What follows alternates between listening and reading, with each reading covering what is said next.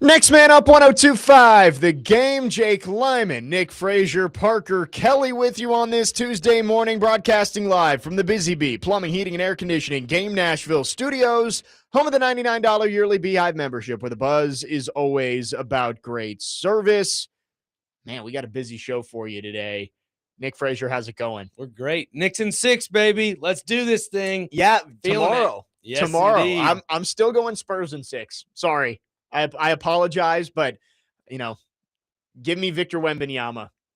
Yeah, this could be the start of a dynasty. It really could be. But, I mean, I was telling you and Parker yesterday after y'all's show, let's not forget about Jalen Brunson, a guy that could have been paid a lot of money and said, no, you that know is what? True. New York, use the money for our advantage. And what they do, they go and grab everybody on planet Earth. They go and get Cat. They go and get Josh Hart. They go and grab all these players, Mitchell Robinson. I mean, this is a team that is destined for greatness, and I hope that is NBA Finals in return. They do have a little bit of Team of Destiny feel to them. Like I have gotten that over the last few series, but I'm gonna take the team with the alien on the floor in the Spurs. But we'll see. Game 1 of that series is tomorrow. Game 1 of the Stanley Cup Finals is tonight. Hurricanes and Golden Knights. We will get into that game coming up later on in the show. But we have to start with the big news from yesterday.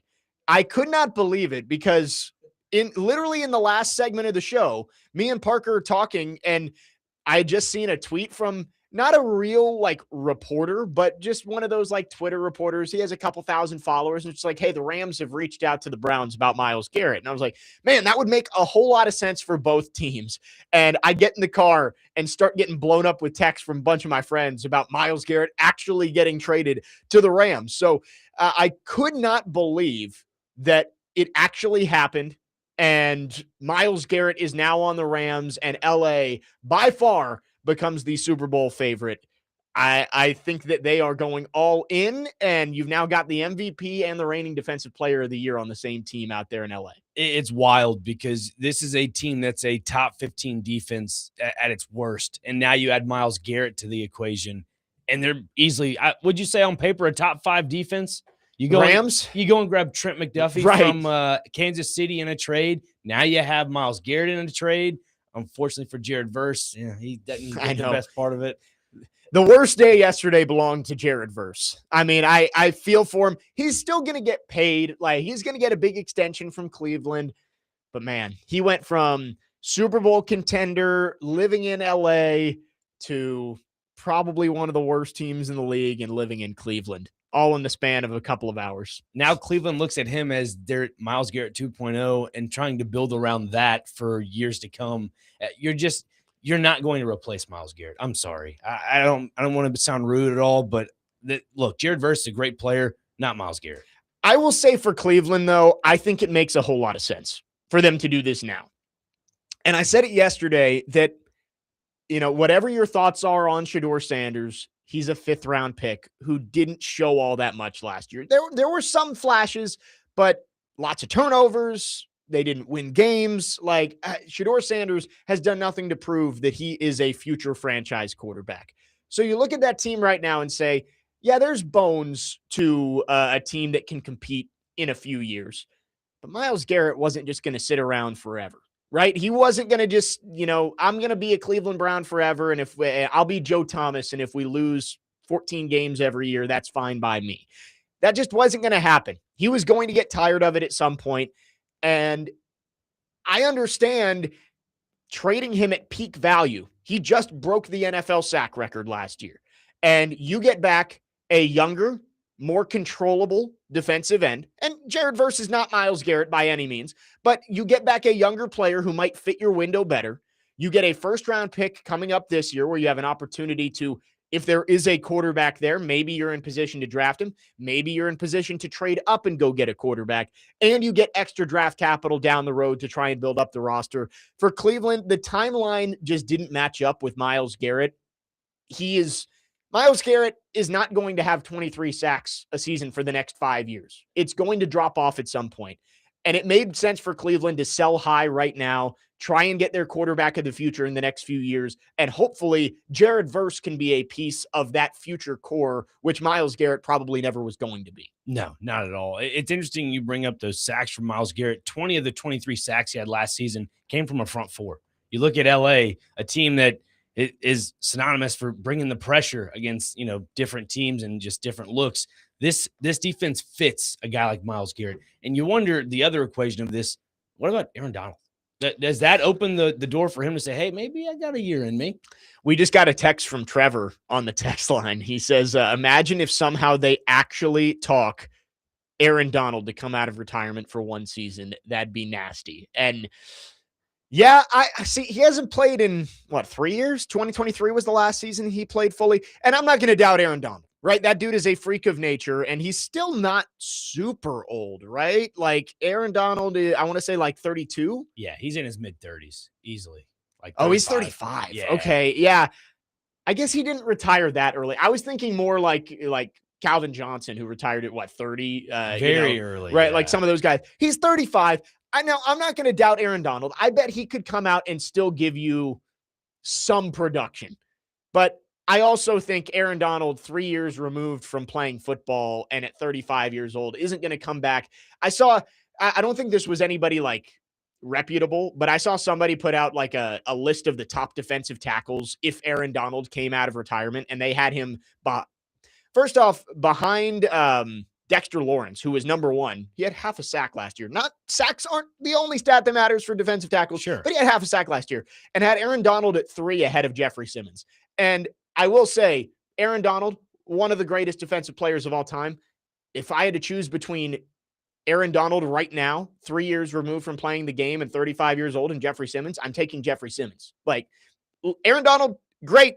But right now, give me Jeffrey Simmons. Aaron Donald would be a fun story. I don't think that he would be I don't think it would make the Rams even a win better. Like it would be fun to watch and he'd be out there and I'm sure he'd be somewhat productive, but I don't think that that's like the difference between them being Super Bowl champions and losing in the NFC Championship game. Yeah, it's kind of like, talking about Von Miller yesterday and the day before with Chase McJoe and how if they had brought Von Miller into the Titans defense, you're just adding him as an extra body. Like that's kind of what Aaron Donald would be for this Rams defense. You're adding an extra body. You're not having him play every single down. This guy's going to be put into certain packages on defense if he comes back, and he's going to be a force to be reckoned with. That is, he's going to pick and choose his spots. Don't you worry. He'd be a good player. He'd be productive, but he's not Defensive Player of the Year, Aaron Donald. Anymore. I agree. Yeah.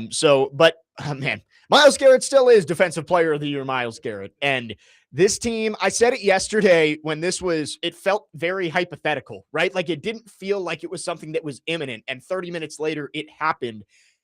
This makes the Rams far and away the best team in the NFL. Like there is nobody that I would even put in the same conversation with them. Seattle's good. I think Buffalo's good. I think New England got better yesterday with the A.J. Brown trade. I think Baltimore's solid, but no one is in the Rams stratosphere right now. Does that mean they're going to win the Super Bowl? No. The NFL is, it's a game of bounces. It's a game of injuries. Like things can go wrong for the Rams this year, but if you're looking on paper, and I think the sports books back this up, the Rams are the heavy favorites to win the Super Bowl this year. Yeah, you look at the way the Rams went about this. Obviously, everybody talks about, they got rid of all their picks. They don't need the picks. This is a different way they want to run things. That makes sense because obviously you have more veterans. You have proven talent. But the thing is, they've had the key thing of hitting on those 4th-round picks, those 5th-round picks, where you can do stuff like this. Right. That's the big thing is when you have those players in the 4th, 5th round that you can say, you know what, Puka Nacua, let's take a chance on him. Boom. He ends up being a top 5 wide receiver in the league. Exactly. Yeah. So now you can go and, you know what, let's sprinkle some money on this guy. Let's sprinkle a trade here. We don't need this 1st-round pick. We know what we got in this guy. Boom. Then you have what your roster is in front of you, and nobody really can compete with that, honestly. And I think Cleveland got back good value too, right? Like you got a younger player who hopefully again can fit your window when you think you're going to be good. And I know it's Cleveland. Like they've thought they've had windows for a while here, but I think if you can find the quarterback, Jared Verse is going to be in his prime still when that quarterback is actually going to help you get to the playoffs. I don't see Shedeur Sanders or Deshaun Watson doing that this year. And eventually the welcome was going to wear out for Myles Garrett. He was going to want to leave. I think it's a trade that makes sense for both teams. And with the Rams, I also think what they did in the draft this year made this a much more palatable trade for them. We can get into that coming up next. But first, let's go to our phone lines driven by WilsonCountyHyundai.com. Dustin in Hopkinsville has called in. Dustin, thanks for calling. Good morning. Good morning. Yeah, it's a great trade. Was it the Seahawks and Rams went back and forth, and I guess if you can't get A.J. Brown, go get some big defensive player to get after Sam Darnold and get past them. And I think it's a great trade for both teams. Cleveland's just got to figure out that quarterback room. I'll put my money on them not doing that. I would agree with that. But so in the first show this morning, I like to give all my great ideas to the second show. I love this show. I love Chase and Big Joe, and then the last show is great too. Joe in the morning can be a little grumpy, and we differ on a lot of things. Some things I read things black and white, but man, I'm gonna give this a good idea. So they were talking about nicknames for Borgonzi and the Cook method. Borgonzi, let Borgonzi braise. And let me read you the definition of braise, my friend. Hang on, let me pull this up real quick. Braising is a classic low and slow cooking method that turns tough, flavorful cuts of meat into fork tender, juicy masterpieces. It involves searing the meat at high heat to build a rich crust, then gently simmering it, partially submerged in a flavorful liquid in a covered pot. Heck yeah, Dustin. I think we've got it. I think I win. Braised with Borgonzi. Are you printing the T-shirts? Oh, they're already on the way, man. There you go. When's the cookout? There's a pot and Borgonzi's in it, and the whole team's there, and the fans are surrounding the pot, ready to eat. There we go. Thank you. Come up with that. Thank man. you for the idea, Dustin. Flowing. I'm kind of like Gronk from the Crudes, man. I just got these ideas. But hey, man, y'all have a good one. You have a good one, Dustin. Oh wow, I like it. Braised with Borgonzi. Yeah. I mean, the low and slow cooking method. That's what they're trying to do. They're trying to become a draft and develop team. You're our expert cook here. Do you like it? Yeah. Develop a rich and delicious crust. I'm all about it. It just made me think of brisket and look, this team needs the beef. You need to get your guys bigger, stronger. That's exactly what they need. Well, Borgonzi, let them break. I did see Paul Kuharski put out a story yesterday, which I thought was really, it's a good point of like Jeffrey Simmons is your talent on this team. We're going to talk about Big Jeff later in the show. This team can't keep saying like we've got smart and tough players. You need smart and tough players, but you also need good players. And I thought that was something insightful from Paul about like, you can talk about how smart and tough these guys you got in the draft and in free agency are, but like until you find elite players, the team's probably not going to get much better. So we'll get into the Big Jeff stuff later, but I did want to stick on these trades here. We'll stick with Myles Garrett being, I'm looking at the text line and seeing Aaron Donald stuff.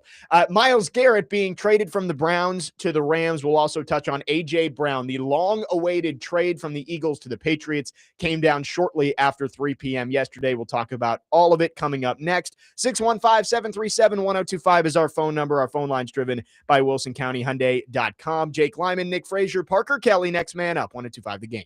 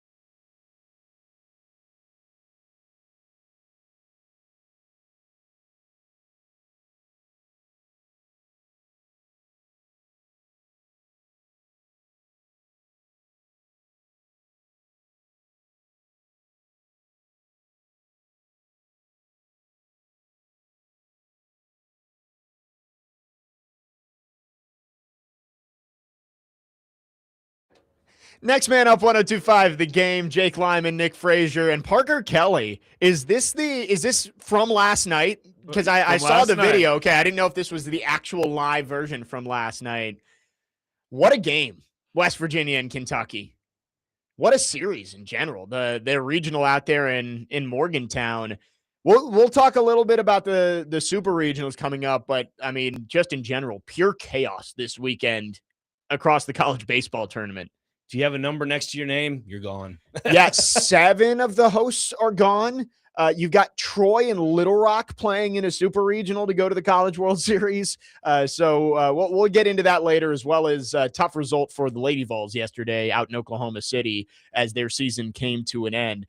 But the big news of the day yesterday, Myles Garrett traded from the Browns to the Rams. The defensive player of the year, holds the record for most sacks in a season with 23 last year. He is now going to the Super Bowl favorite Los Angeles Rams.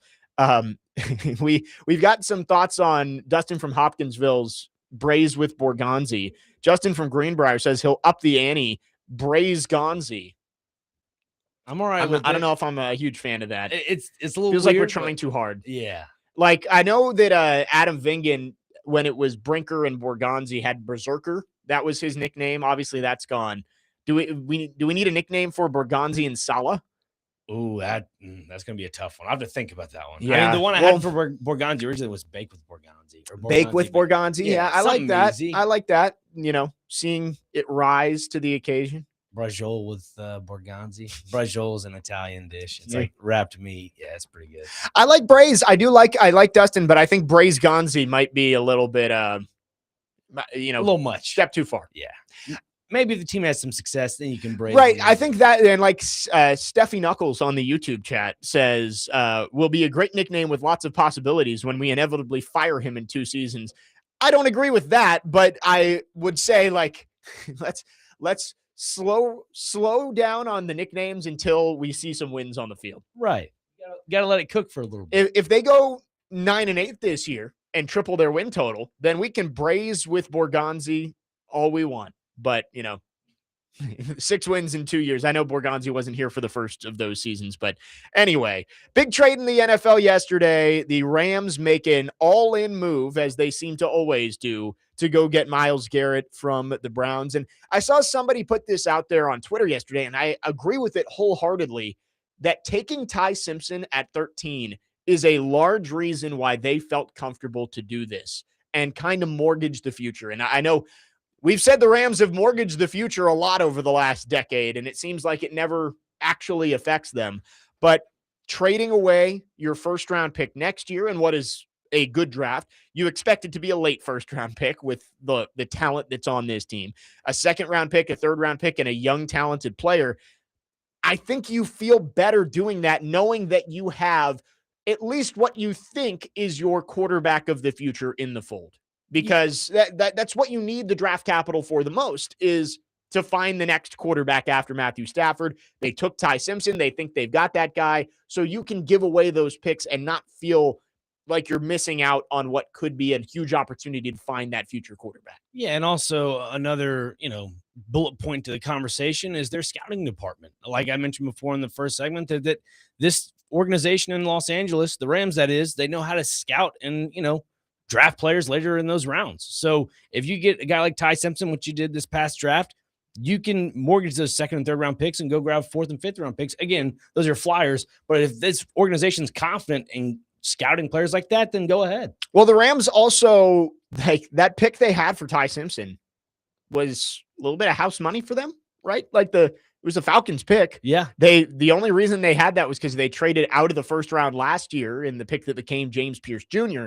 So it felt like they yes, could a player at 13 like Mekhi Lemon have helped them this year? Yes. Yeah. I think it would have made them even better and even more of a contender to win the Super Bowl. But having Ty Simpson in the fold makes you more comfortable giving up future draft capital, because as we've learned, if you have the quarterback, everything else becomes a whole lot easier.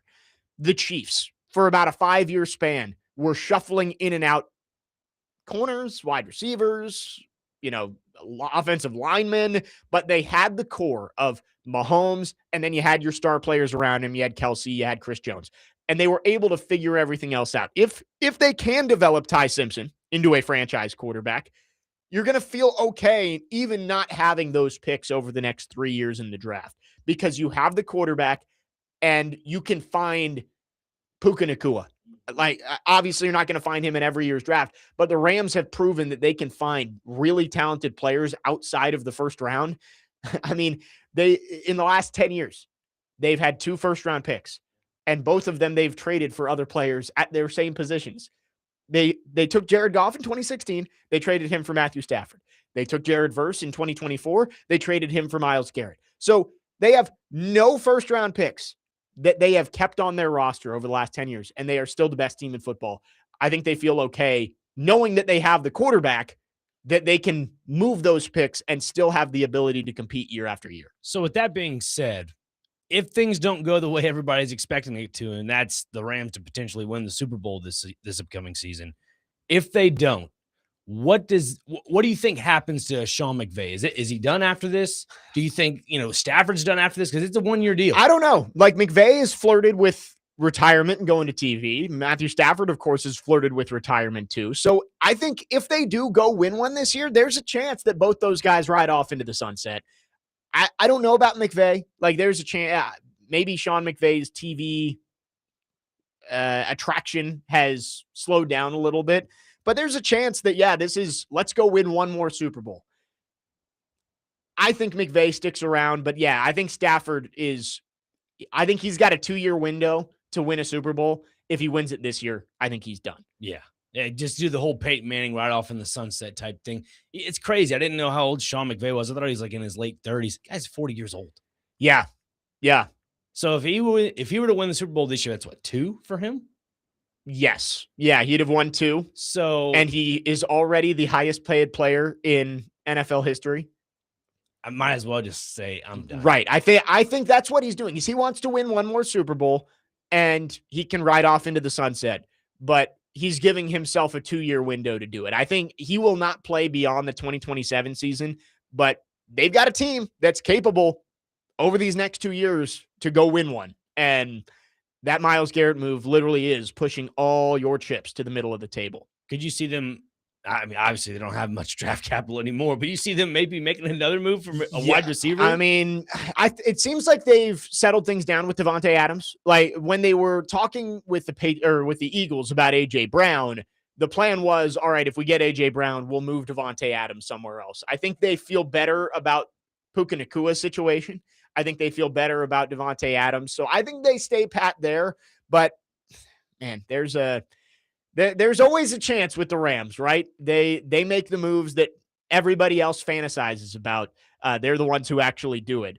4312 texts in, I'm waiting for more teams to adopt the Rams F those picks mentality because it works. And I will say, we've seen the Jaguars. James Gladstone came out of that Rams front office, and he is trying to emulate some of the things that the Rams do. Not bringing in players on 30 visits, not going to the combine. He did more like trade away future draft capital to go get Travis Hunter last year. I think that they are trying to emulate that. I continue to say, though, it's so much easier to say it than do it because the Rams are going against a lot of the long held beliefs of NFL front offices of, don't trade away picks for aging players. And you want as many touch points with these players in the draft as possible. And it works for them. But I think you have to have really special people to do it. And I think Sean McVay and Les Snead have proven that they are elite at what they do based on the longevity of how good this team has been over the last 10 years. I don't think that other teams can just recreate that. Like, I understand there are going to be teams that try it and say, you know what, it's worked for the Rams, maybe it'll work for us. But I don't think that's how it works. I think you need the right people to be able to do it. It'll work for some teams, but it's definitely not going to work for everybody. Yeah, on paper, it'd be fine. Like, I mean, if you go through the I guess, storyline of it all for Jacksonville, you signed Trevor Lawrence to a long-term deal, that big old deal from 2-3 years ago. You now have Travis Hunter, who is supposed to be a both the sides football player now is going to play majority of those snaps on defense. That takes away an aspect of what you drafted him for. Yep. And then you, like you said, give up draft capital for him. Brian Thomas Jr., there are question marks around the guy. Yeah. Let's be fair. There are question marks around the wide receiver. Hopefully he is the wide receiver of the future for Trevor Lawrence. You get rid of Travis Etienne. He's now in New Orleans. You need a solidified running back. You don't really have that now. You have what? The Tutton. Bashal Tootin. Thank you. Bashal Tootin. Thank you. Hokie legend. And then you pick up Chris Rodriguez in free agency from Washington. So, I mean, like you said, it's easier said than done. Right. And you have to have the right pieces. And I think James Gladstone and Liam Cohen have like some arrogance of like, oh, it's going to work for us. We'll see. Maybe it will.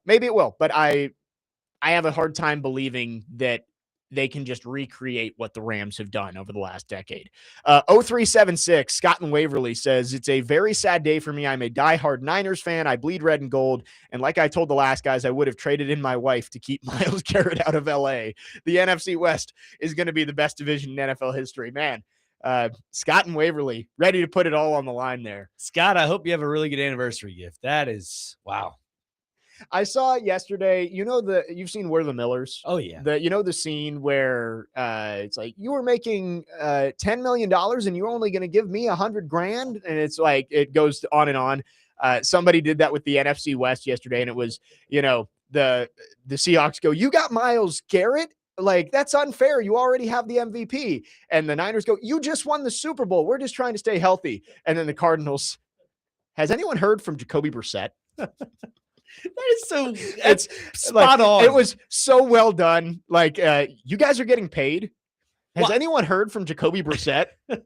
Like, that's hilarious. And the fact that it's true that Jacoby Brissett's sitting out because he wants starting money. He's not a starter. I know. Like, the Cardinals, they are going through a really tough side quest right now, while the rest of the NFC West is I don't know if I put the 49ers as Super Bowl contenders, but definitely playoff contenders. And then you've got the two best teams probably in the NFL in the Rams and Seahawks. It might be a rough year out there in Glendale. Yeah, big time. And look, I guess it's going to be Carson Beck forced into the quarterback position. Baptism by fire. At least they have fun players to watch, right? Like Jeremiah Love and Trey McBride. Going to be fun to watch. Marvin Harrison Jr. in a 2-15 season. 615-737-1025 is the phone number. If you want to text or call, our phone line's driven by WilsonCountyHyundai.com. More to react to on the Myles Garrett trade. And of course, everyone thought yesterday was going to be A.J. Brown day. It's been overshadowed by an even bigger trade, but we'll talk about the impact that A.J. Brown can have on the Patriots as well. 615-737-1025. Jake Lyman, Nick Frazier, Parker Kelly. Next man up, 102.5 The Game.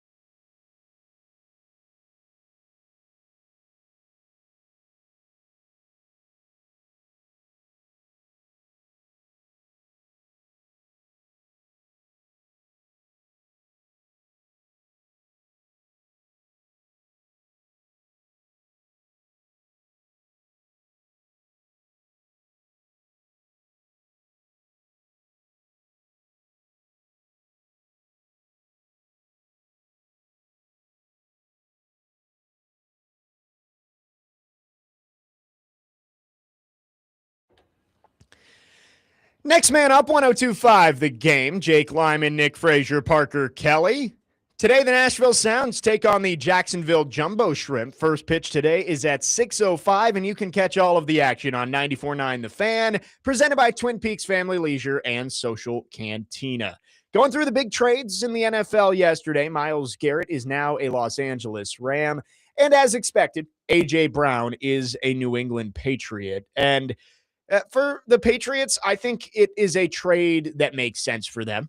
You needed to go get a number one wide receiver for Drake May. And we had the discussion a lot yesterday about Mike Vrabel, for the most part, was able to get A.J. Brown focused on football. Obviously, the way things ended here in Nashville was not great, and A.J. had a lot to do with it. John Robinson had a lot to do with it. His agent had a lot to do with it. There was a whole lot that went into that. But when A.J. Brown was on the field, he was focused and he was playing good football. And you saw that early in his time in Philadelphia before some of the strife with Jalen Hurts and Nick Sirianni and the rotating door of offensive coordinators they've had there. Mike Vrabel, if there's anybody who can get A.J. Brown locked back in and playing his best football, I think it is Mike Vrabel. But I still am in a wait-and-see mode of, is it actually going to work going up there to Foxborough to play with Drake May and the Patriots? Yeah, I mean, A.J. Brown's quietly putting together a really good career, like when it comes to statistical numbers. I mean, has 1,000 yards every single season except for 2021. I mean, this is something that you look at, gets paid a lot of money when he goes to Philadelphia and continues to produce, wins a Super Bowl with Jalen Hurts. You make a good point in saying if he can get him riled back in, can he get him into the football mindset? And to be fair, I think it is possible. I mean, anything with Mike Vrabel, he's getting the band back together, man. You have Kevin Byard, you got Harold AJ Landry. Brown, I mean, might as well just get Derrick Henry at the trade deadline. That's what it seems like. I mean, it's a possibility if the Baltimore Ravens end up going down the tube, might as well trade for him. But no, for A.J. Brown's sake, I think this is a win-win, not only for New England, but for him for sure. I think this is a headspace to where he's like, you know what? I'm familiar with the offense. I'm familiar with my head coach. I'm familiar with some of the teammates. Let's do this thing. Let's run it back. Yeah, I think that it's a good fit. Drake May gets his go-to guy, which the rest of that receiver room, you brought in Romeo Doubs in the offseason, who I think is a good wide receiver 2 or 3. You have Mac Hollins there. It seems like Kayshon Boutte might be on the way out. Really? Yeah, like I think that was kind of the rumblings of, if they trade for A.J. Brown, then they might send Boutte on his way. But I don't know. I think that's the Patriots have put themselves certainly in the conversation at the top of the AFC. I think the Bills would be their biggest competition in that same division. I'm not as high on the Ravens as a lot of people are. Like, I saw the Ravens, some places have them as the second highest odds to win the Super Bowl behind the Rams. And I think they're going to be a playoff team. I think they could even end up in the AFC Championship game. I don't know if they have enough to get over the hump, especially with the new head coach. Yeah, and not having Isaiah Likely and Patrick Ricard in the offense, you really don't know what that offense is going to look like with Todd Monken. You know what I mean? Like that's just that having Pavia in there. Maybe you put Pavia in a package. I don't know. Like that's something to look at, but it's just the Baltimore Ravens. A lot of question marks. I'm with you on that one. I'm not as high as everybody's as well, but looking at the New England Patriots right now, you mentioned the wide receiver room. I'm more concerned about that offensive line. You go and draft a left tackle, probably going to move Will Campbell in at left guard is what it seems like, right? Yeah. I mean, he is Vrabel's stubborn, and like he has said, Will Campbell's our left tackle. I do think eventually it might get to the point they have to shift him in, but I would guess he probably starts at left tackle this year. Okay.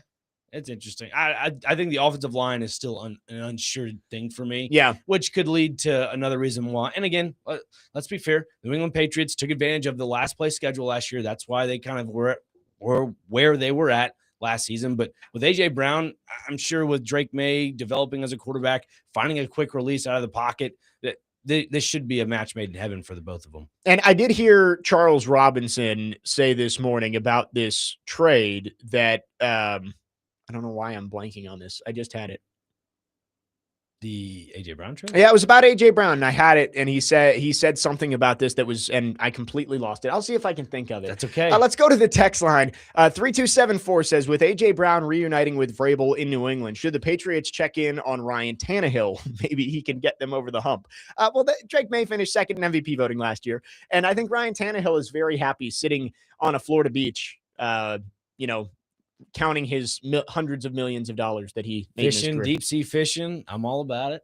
He also, Trevor asks, how good do you think McDaniels is going to be for AJ Brown? Looking at notable wide receivers in his first season with Josh McDaniels, this is from Get Up. Devontae Adams, 1,500 yards, 14 touchdowns in 2022. Brandon Marshall, 1,100 yards, 10 touchdowns in 2009. And then 2007, Randy Moss, 1,500 yards and 23 touchdowns that year.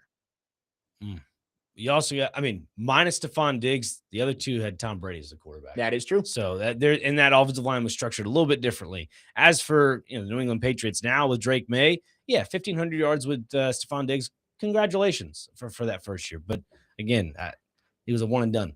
Like now you can do it with AJ Brown. Let's see what happens. We have news. Oh. Good And news, bad news. 4312. You pulled a Parker. 4312 requested to tell Parker, no, there is news today unless it's regarding the Preds GM. And I am following those rules. We have Preds news. Oh. I appreciate Funny Man on the YouTube chat for bringing our attention to this. I did not see this initially, but I have now looked it up. According to Pierre Lebrun and Elliot Friedman, the Predators have been granted permission to speak to Chris MacFarland, the GM of the Colorado Avalanche. So something that has been rumored for a while that could be in the works. Now we are seeing the first concrete steps towards it. We can get into this coming up next. Could the Predators be getting closer to hiring a GM and an accomplished, experienced GM and Chris MacFarland coming over from the Colorado Avs? 615-737-1025 is the phone number. If you want to text or call, our phone line's driven by WilsonCountyHyundai.com. Jake Lyman, Nick Frazier, Parker Kelly, next man up, 102.5 The Game.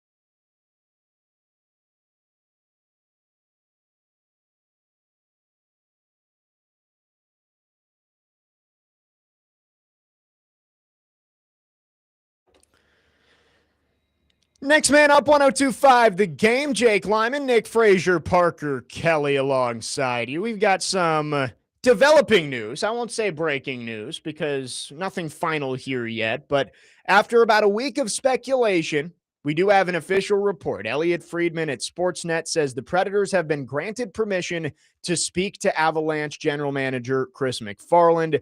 Here is what the report says. According to several sources, the Nashville Predators have permission to talk to Chris MacFarland, but according to these same sources, the biggest question is what exactly is the title, the role, and the offer? A lateral move is unlikely to result in a zip code change for MacFarland, who was promoted to his current position in July 2022. So, I think basically what Elliot Friedman is saying there is the Predators better have an offer that Chris MacFarland can't say no to, because I don't think he's the decision maker there in Colorado. Like, I think they have a director of or a president of hockey ops above him, but Chris MacFarland obviously has been a big part of the development of the Colorado Avalanche from a bad team back when he joined the organization in 2015 to where they are now, Stanley Cup champion a few years ago, one of the best teams in hockey year over year. I think the Predators would not start this interview, right? Like, they would not make the request to speak to Chris MacFarland unless they had a significant promotion and a significant raise for Chris MacFarland to come over and be the head personnel guy here in Nashville. Yeah, it makes I wouldn't say a lot of sense, but it does make some sense because, like, you have a goaltender who was on Colorado at the time, Justus Annunen. This is a guy that evaluated a goalkeeper that way, a goalkeeper that just came off winning gold at the IIHF. That's a positive thing to look at. Obviously, you see some other key contributors. He was a part of that whole Mikko Rantanen trade. Let's not forget about that. He's definitely helped out when it comes to the finances of it all. You go and, replace your Annanens and your big goalkeepers of the world with a guy like Scott Wedgwood, and you're trying to basically finagle the roster money-wise by prioritizing the, defense along with the attack and see if you can get away with, cheap goalies. I think that's the new move in the NHL. That's kind of how I'm perceiving it, but that's the new move. You want to prioritize scoring a lot of goals, kind of like with NFL and baseball. You want to have more cracks at the bat instead of, you're probably going to concede a lot, but if you have a really good high-powered offensive attack, that should be able to compensate for your losses. And I don't know if you can look and say, all right, well, he was part of Colorado's growth, so therefore he can immediately come in and make the Predators so much better. But I do think it's nice to see a guy who has experience being a part of a rebuild. And maybe rebuild's not the right word for what the Predators need to do. I think they could go full rebuild, but I also think that they are in a spot where you have the future sitting in your farm system right now, and there's a lot of good players that you look at and say, hey, these could be part of our core, but also you have decisions to make on the current roster. And with MacFarland coming in, I think this is a promotion that he's probably been due for. It's Joe Sakic is the president of hockey ops for the Avalanche right now. I think that if he came over to the Preds, he would be the president of hockey operations, and then you'd bring in a GM below him, or he could bring over an assistant GM that he likes to be his GM. But I do think that, like, Elliot Friedman in there writing that the Predators have to make their pitch and see if MacFarland wants to do it. I don't think that this would get to this point where the Avalanche have allowed the Predators to talk to him, where the Predators are kind of putting the rest of their search on hold to talk to him, if they didn't feel like they had a pitch that was going to, at the very least, intrigue Chris MacFarland to come over to Nashville. Yeah, and if you're a Preds fan, there's a lot of positives to this, some that I've already mentioned, but also this is a guy that has numerous amount of years of experience in the NHL. 27 years total in the NHL, 4 years as a GM with the Avs. I think you're going outside the family circle with the Nashville Predators, but yet a figure that is very experienced in the league, something that you need to carry on with a veteran roster with a few youngsters coming up through Milwaukee. I really like this hire if he ends up being the guy. And again, I think when there's smoke, there's fire. I struggle to see this not being inevitable at this point, where we've been waiting for months for the Preds to do something. And for the last week, everybody's been talking about Chris MacFarland. And now you get an official report that he's talking to the Predators. It would surprise me if we get a report in the next few days of like Chris MacFarland staying where he is. And I think that would be disappointing if that's what happens, because that means the Predators kind of pushed their chips to the middle and said, we want Chris MacFarland. That's our guy. And he turned them down, right? Like it is now out there that this is the guy that you are targeting. You have gone through a whole process. There's been rumors of finalists. We've heard about 30 different names rumored for this job. But now it seems like you've circled in on a guy. I would be disappointed if he's not the guy at this point. Yeah, it's like when you're at the blackjack table and you have a 17 and you're just praying that the dealer doesn't give a 20, 21, 18, 19, anything like that. I mean, you go and look at, the entire resume of a guy like Chris MacFarland, and yes, he has experience at the GM level. He also has experience as a hockey operations guy when he was in Columbus, kind of managing that the young AHL team as well. You want this is how I wonder as well. I mean, do you think he would have come in and they'd actually have somebody else for hockey ops if he becomes the next GM? Well, so I think it would have to be a promotion. So he would be the president of hockey ops for the Predators. They would go to what's becoming a very popular structure, not just in hockey, but in all of sports. I mean, a lot of baseball teams have president of baseball ops who's the actual decision maker, and then the GM is below them, who is it's funny. It's basically they've just changed the titles. Like they've gone from, oh, you have a GM and an assistant GM to a president of baseball operations and a general manager, which whatever. It's basically the same thing. But I think you would have to offer him that position, because why would he leave if you got to give him a promotion. There was a report, and I forget who it came from. Maybe Andy Strickland, I think I saw. It said like they're offering him $4 million a year. I don't know if there's any validity to that, but I would assume it would have to be a pretty significant raise. And I think he would he would be the guy in power for this team to make all of the hockey decisions. And I just think if the Predators if they have put this much effort into getting a conversation with him, they think he's the guy. And I think they have an offer that is going to tantalize him enough, right? Like Elliot Friedman mentions Don Draper here. Mad Men says they have to do their best. One great idea can win someone over.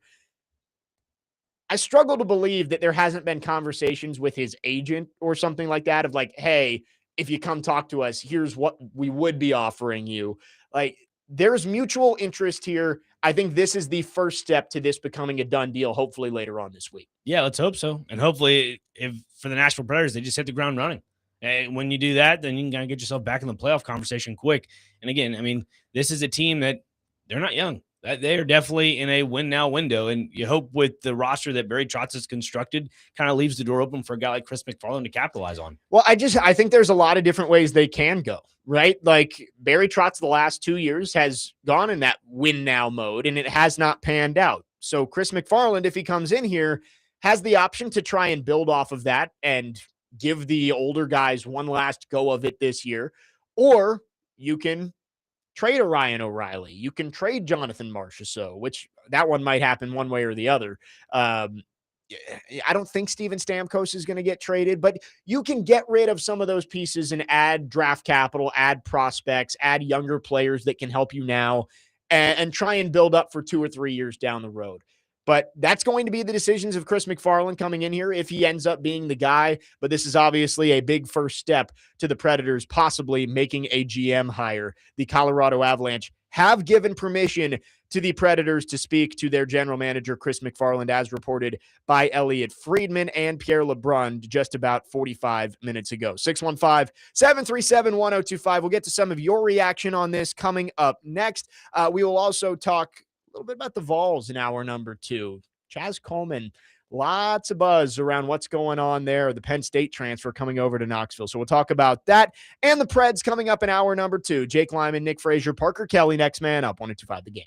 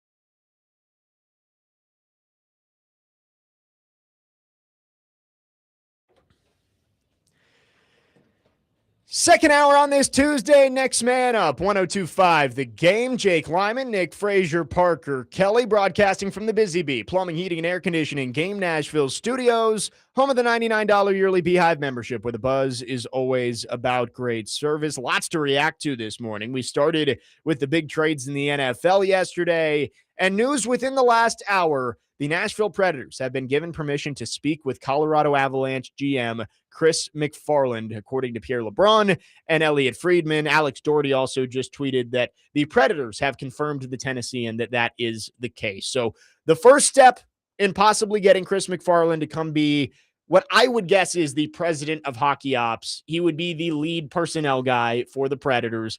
And I saw a tweet from Adam Vingan during the break that basically said, today is the 4-month anniversary of Barry Trotz stepping down. It has been 4 months since that press conference. And I agree with his sentiment that he put out there that it would all seem worth it if they get Chris MacFarland. And I would agree with that. I think you would be getting one of the best available people to come and take that job for you.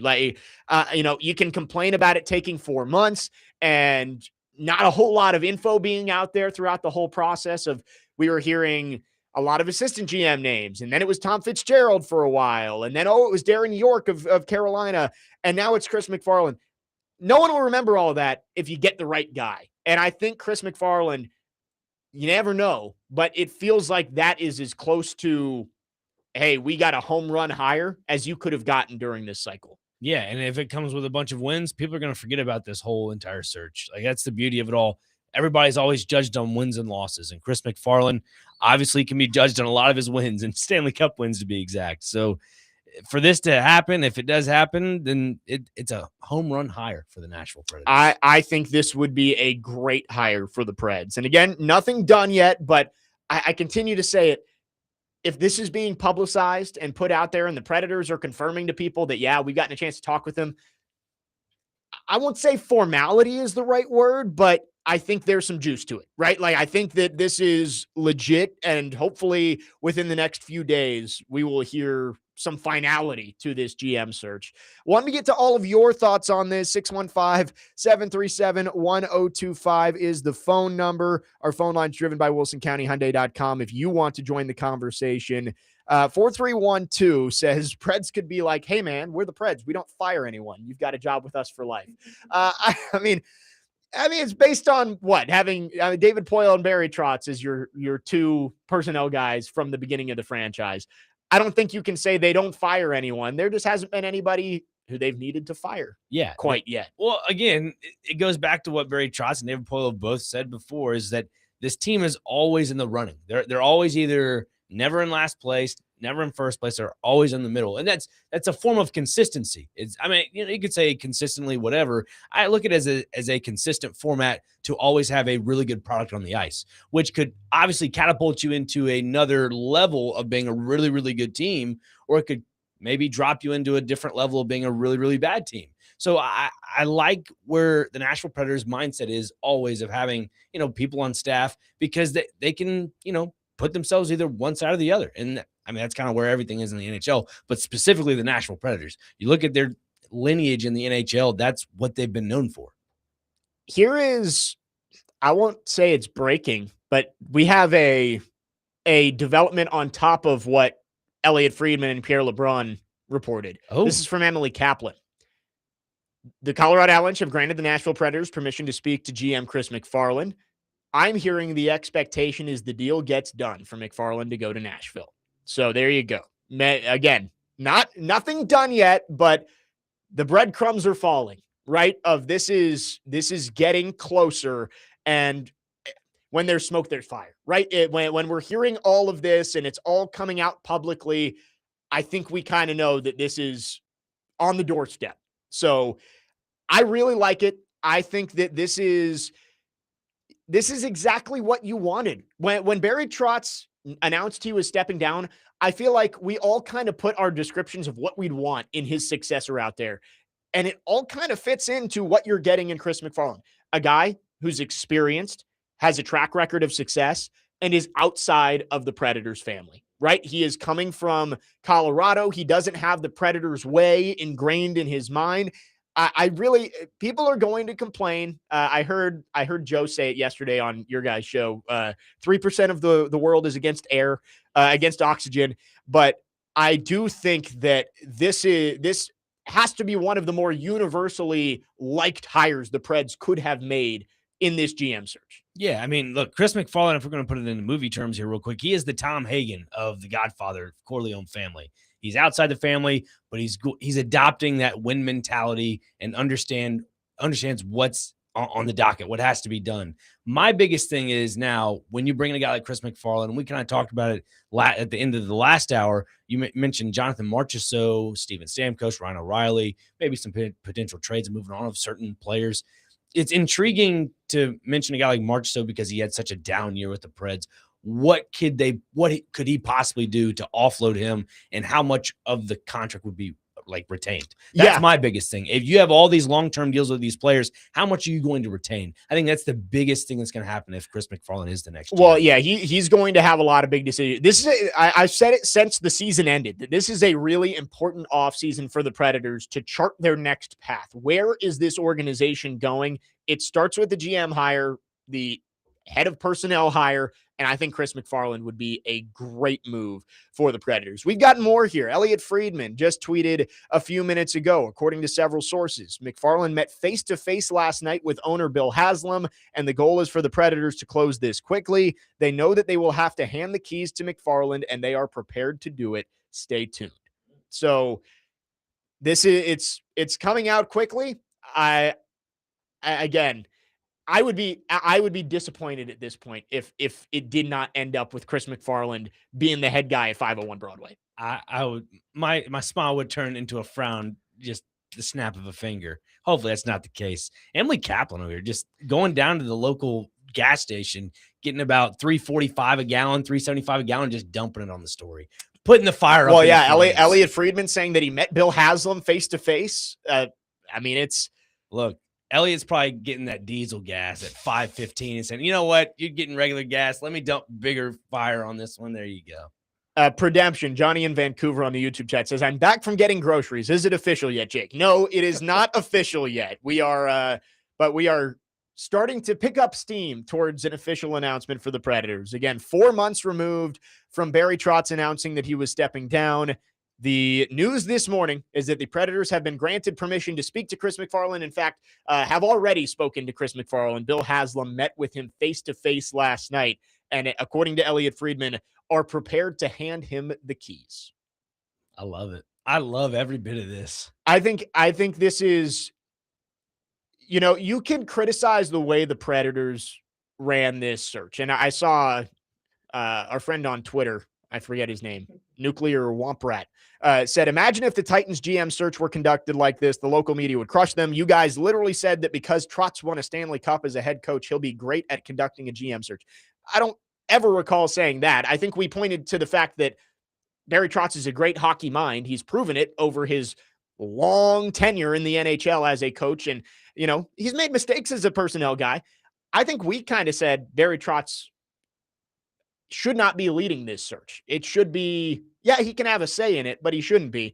I think you can criticize how long it took if it doesn't end with the right guy, right?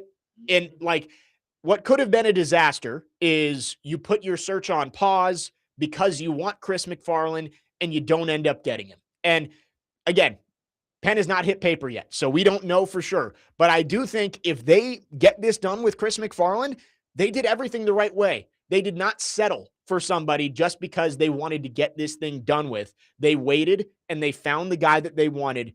And if they lock it in, I think this is a home run hire for Bill Haslam and this search committee for what they've been able to do to go get somebody who has the experience necessary to take this Predators team in the right direction. Yeah, and for Chris MacFarland's sake, like the what you just read there from Elliot Friedman, giving him the keys, I think the first order of business minus the roster is who is that GM you're going to partner with. If that is the case of him being the president of hockey operations, more than likely Chris MacFarland's going to be the guy. You know what? We're going to go through the search process again, make sure we get a GM of the future and see if that works. Yes. I think that this is a good first step for the Predators this offseason. Again, nothing official yet, but the reports are that the Predators are going full court press to try and get Chris MacFarland to come over and be their next head of personnel, the current general manager of the Colorado Avalanche. 615-737-1025. We'll continue to monitor this and take your thoughts on our phone and text line driven by WilsonCountyHyundai.com. You can also subscribe to our YouTube channel at 1025 The Game for live shows and exclusive content. More on the Preds coming up next. We'll also get into some college football and much more this hour. Jake Lyman, Nick Frazier, Parker Kelly, next man up, 1025 The Game.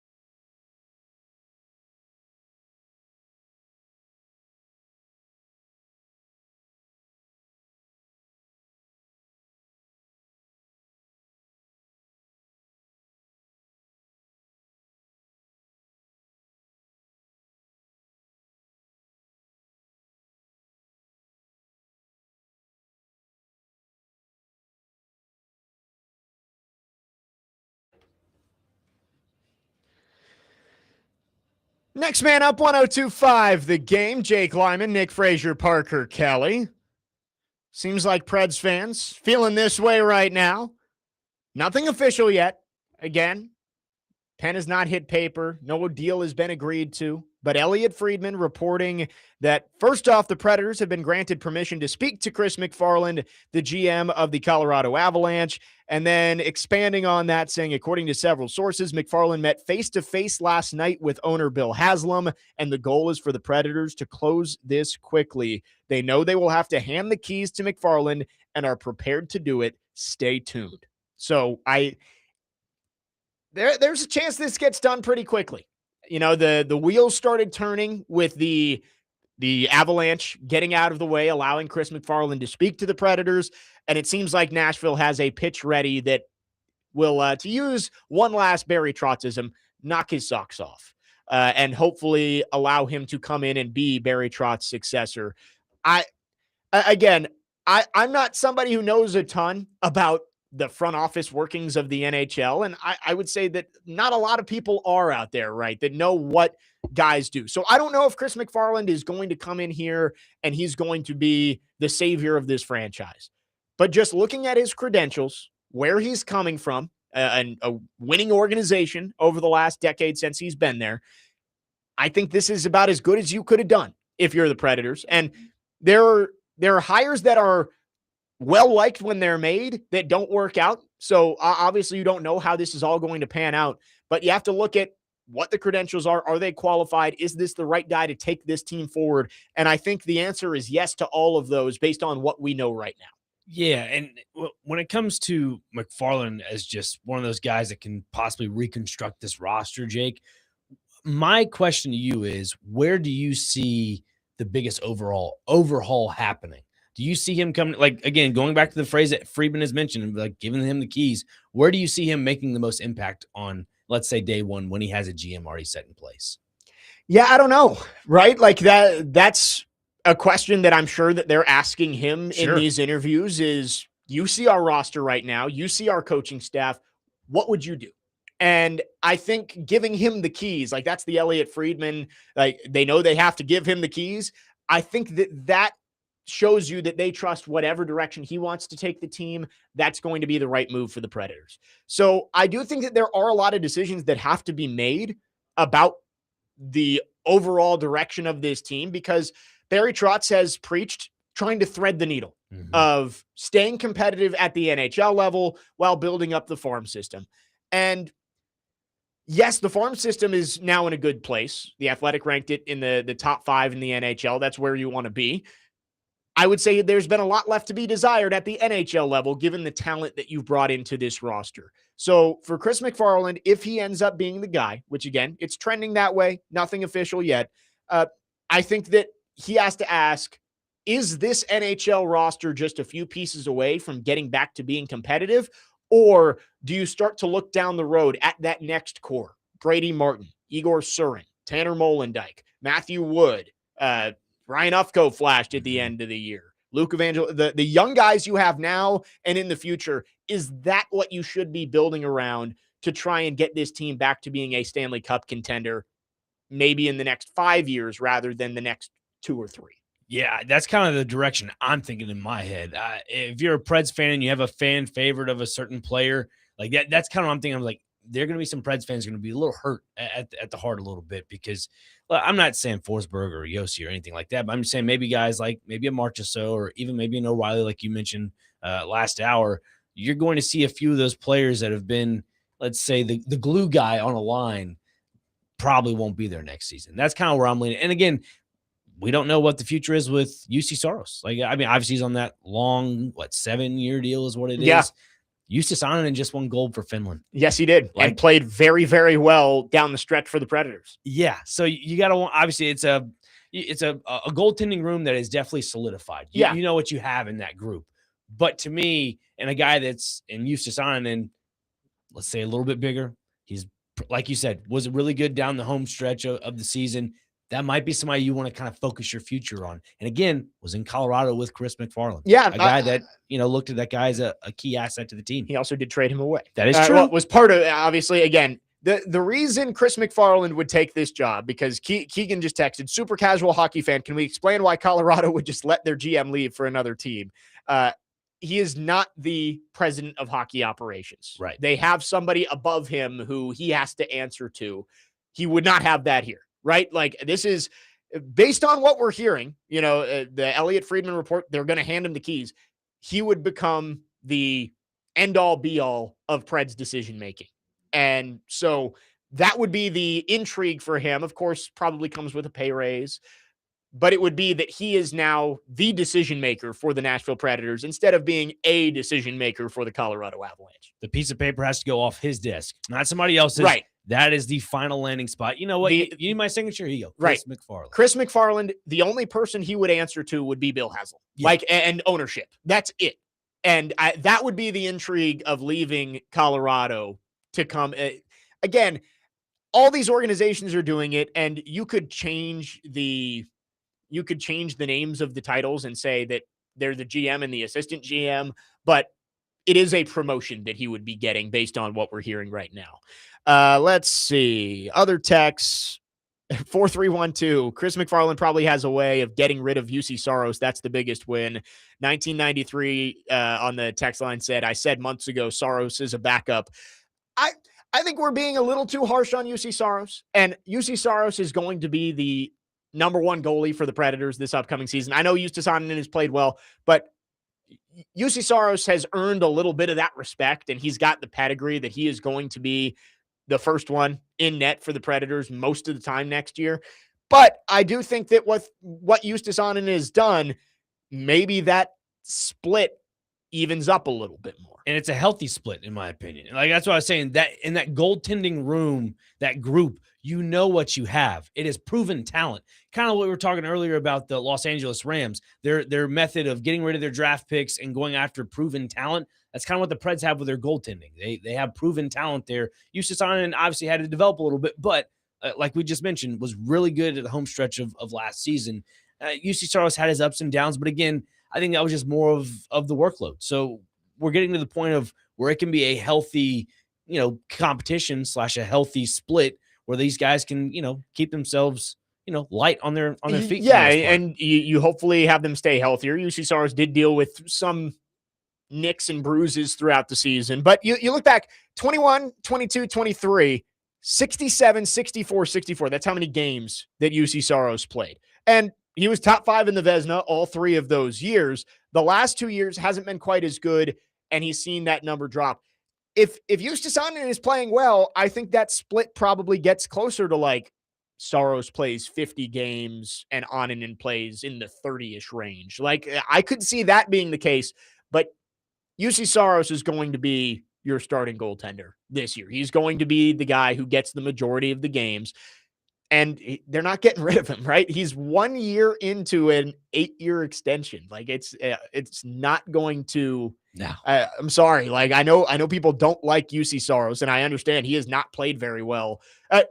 He has not played up to the standard that you paid him to be over the last few years. But I think there's no chance that they're getting rid of him this year. And another thing to that, when you look at the coaching aspect of it with Andrew Burnett and the decisions of, let's put Saros in here or let's put Annunen in for this game back. If you have a back-to-back, you're going to maybe put another goaltender in just in case. We've seen it firsthand with Justus Annunen. The guy was really good in some games, was playing for 2 to 3 games at a time. I think you kind of have to start doing that with UC Saros. Yep. Because that's why you saw such Vezina talent out of him those 3 seasons you just listed off, is that he was playing 2 to 3 games at a time in some cases to where he was in a groove. That's something he wasn't able to get to last year because of some nicks and bruises along with splitting time with Annunen. He wasn't able to find a groove. I'm looking at a text line here. Craig says, I would like if it was closer to a 50-50 split, similar to Pekka's last couple of years when Saros was coming up. UC Saros, 2018, 19, 19, 20, and 2021 played between 30 and 40 games. I would say probably on the lower end for Annunen, but I do think that the split is going to be closer to even based on what we've seen. But again, this is all, this should be motivation for UC Saros to prove that he is worthy of that contract that you gave him. I know people are worried about the size. He is not a big goalie by any means. And that just in general hurts your ability as a goalie, because even if you're in the right position, there's more space for the puck to get through when you're a smaller guy. So I I understand why fans haven't been happy with UC Saros the last couple of years. He has not played up to that standard. The reason why you paid him was because he was a top 5 goalie in the league for close to half a decade. He hasn't been that the last 2 years, but that doesn't mean that they're ready to just, throw him by the wayside and go with Justus Onanen, who has not proven nearly as much as UC Saros has at the NHL level. Because if you get rid of UC Saros, who's your backup goalkeeper or goaltender? You're just left with the name from Milwaukee, is what it seems like to me. I mean, right. Well, yeah, you'd you'd go out and get. I don't think. I would say like Chris MacFarland going to have if he is the guy who comes in, which again it's trending that way. I'm not gonna jump the gun here because we've got nothing official quite yet. Sure. But if he comes in, there are going to be a lot of big decisions that he has to make. Coaching staff, veteran players, young players. I don't think there's any decision to be made on UC Saros this year. No. Like, I don't think that is coming up in any of their meetings of like, what are we going to do with UC Saros? He's going to be on the team next year. He's going to be the starting goaltender. 100%. I think the names and the conversations are the ones that were brought in the summer that Trotz maybe have signed those 3 key names and, Marchessault, Stamkos, and Shea. I think those are probably the names you're probably talking about in this conversation. Yeah, and O'Reilly. O'Reilly as well. Too. Yeah, that's right. 615-737-1025 is our phone number if you want to text or call. Boxing fans, 1025 The Game and Team Boxing League have your chance to win tickets to see the Nashville Smash take on the Atlanta Attack at Municipal Auditorium on Friday, June 12th. Text the keyword FIGHT, FIGHT, to the game text line at 615-737-1025 to enter for your chance to win. We'll take more thoughts on the possible hire of Chris MacFarland as the next head of personnel for the Predators. We will also get into some other things here towards the end of the hour. Check in on Vols football. Chaz Coleman has been a big topic of discussion the last few days. And also, we've got Nick Frazier in studio. I wanted to get an early preview of the World Cup, which begins next week. The U.S. men's national team played a friendly on Sunday against Senegal out in Charlotte. 615-737-1025. Jake Lyman, Nick Frazier, Parker Kelly, next man up, 1025 The Game.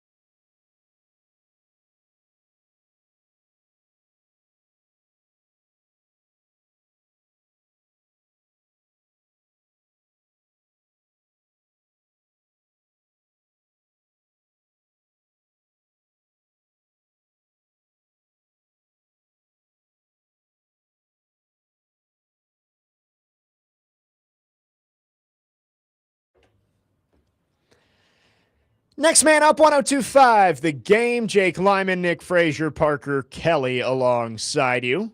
Reacting to the big news of the morning around here that the Colorado Avalanche have given the Predators permission to speak with their GM, Chris MacFarland, and things are starting to get rolling from there. Elliot Friedman says that MacFarland met with Bill Haslam face-to-face last night. The Predators are prepared to hand over the keys to Chris MacFarland. So I think this has to be exciting for Preds fans around here to get a guy, proven commodity, and I know a lot of people wanted the outside the family part of it, right? And I know that's not everything, but for instance, like Tom Fitzgerald, a guy that was rumored a lot to possibly be in the running, former Devils GM, was just fired, but first captain of the Nashville Predators. He is in the ecosystem of the Preds, even though he hasn't been here for a long time. I think people would have been disappointed with that because the question would have always been, was he the best guy for the job, or was he just one of Barry's guys or one of the Preds guys in general? And also, his track record as a GM, not quite as solidified as what you see in Chris MacFarland. I think this is exactly what you'd want. You know, obviously he is not the ultimate decision maker for the Colorado Avalanche, but he's been there from 2015 through now, seeing that team, helping that team grow into one of the most consistent and most talented teams in the NHL. I struggle to find anything to complain about if he ends up being the ultimate hire.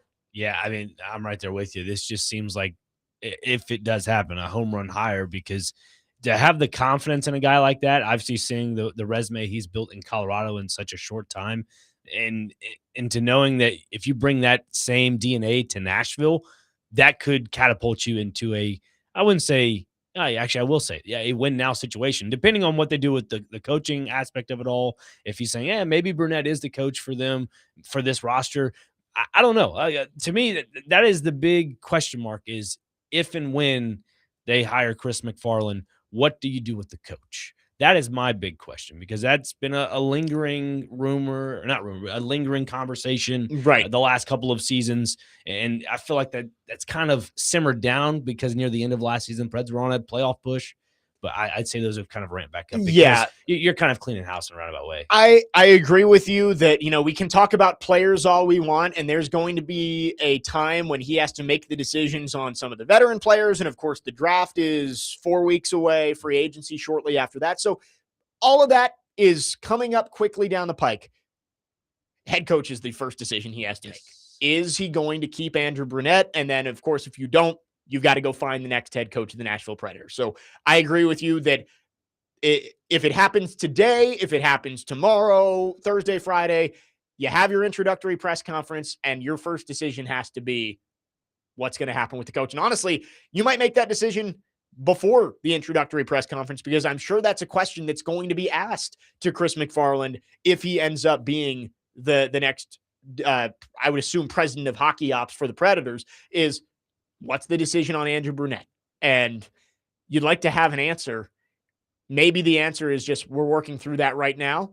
But I think if Andrew Brunette is going to be your head coach, you'd love to give him a vote of confidence right off the bat, right? Of like, yes, he's our guy. But I also don't think you want to drag it out too much longer. You'd like to have somebody in place and be able to hit the ground running this late into, I understand the Stanley Cup Finals still going on, but you're getting closer to the offseason. You'd like to know who your head coach is, what system they're going to run, all that kind of stuff. Yeah, the system's huge in this case, because, again, when you're getting this close to the draft, obviously having, the 12th overall pick, 10th, excuse me. I mean, it's the same as having a 15th overall pick in that. Right, I mean, yeah. There's really nobody outside the top 3. Hockey is, I would say hockey is kind of like in between the NBA and baseball when it comes to drafts. Like the NBA, it's like if you're outside the top 3, you're probably not getting a superstar. Gotta let them marinate. Baseball, like I think you get more like 10 or so. I think hockey, depending on the year, it's in between, right? Like you can get good players throughout the first round and later in the draft as well. Sure. But like in terms of game-changing, franchise-changing players, you're not getting one of those guys at 10. No, not right off the bat. And I'm torn in my brain thinking about this, because if you want to move off of Brunette, if that is the case, do you bring in certain players to have conversations with the president of hockey ops and Chris MacFarland in this situation? I mean, I feel like that might be something to be had because, let's say, I don't know, let's, for an example, put Roman Josi and Steven Stamkos in the same room with Chris MacFarland, if that is the case, if he is the next president of hockey ops. Let's say, look, you want to play this style, but Brunette doesn't offer this type of way. Like, I don't know really how the schematics of things kind of break down in hockey. But if you're trying to really bring it in with a guy like Stamkos and O'Reilly or Roman Josi in this case, you wonder if they can fit that system with him, with Brunette. That's my big issue is if you go through another system year with Brunette, are you still building off of that? Or is it more of just a test and field thing with MacFarland and Brunette? Yeah, like I think, if Chris MacFarland comes in here, he's going to have conversations with a lot of these veteran players because, I mean, of course, Steven Stamkos said during locker room cleanout that the front office and the executives have said that the goal is to compete. They want to go compete and be a playoff team next year. But if you truly are handing the keys to Chris MacFarland, he's going to steer that ship wherever he wants to go. And I feel like it's one thing before you've made a decision on who is steering the ship to tell Steven Stamkos, yeah, we want to be a playoff team next year.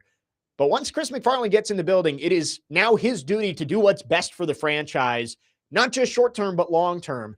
And I do think you're right. Like, he's going to have conversations with, of course, Andrew Brunette and figure out if he's the right guy behind the bench. And, of course, the players of, hey, this is the direction I see this franchise going, and we're going to work through what's best for you and what's best for the team long-term. Who knows? I don't – Chris MacFarland, as I think Darcy makes a good point here on the text line, I have a feeling the man who navigated a rebuild well in Colorado will have the mission to do the same in Nashville. Like, if Chris MacFarland wants to tear it down a little bit, he's going to have those conversations with the veteran players of, I know you signed here to come and compete for a Stanley Cup. That's probably not in the cards for the next few years. And those are going to be tough conversations that could lead to trades, moves, but that's going to be what Chris MacFarland is charged with when and if he takes over. Yeah, this is my assumption.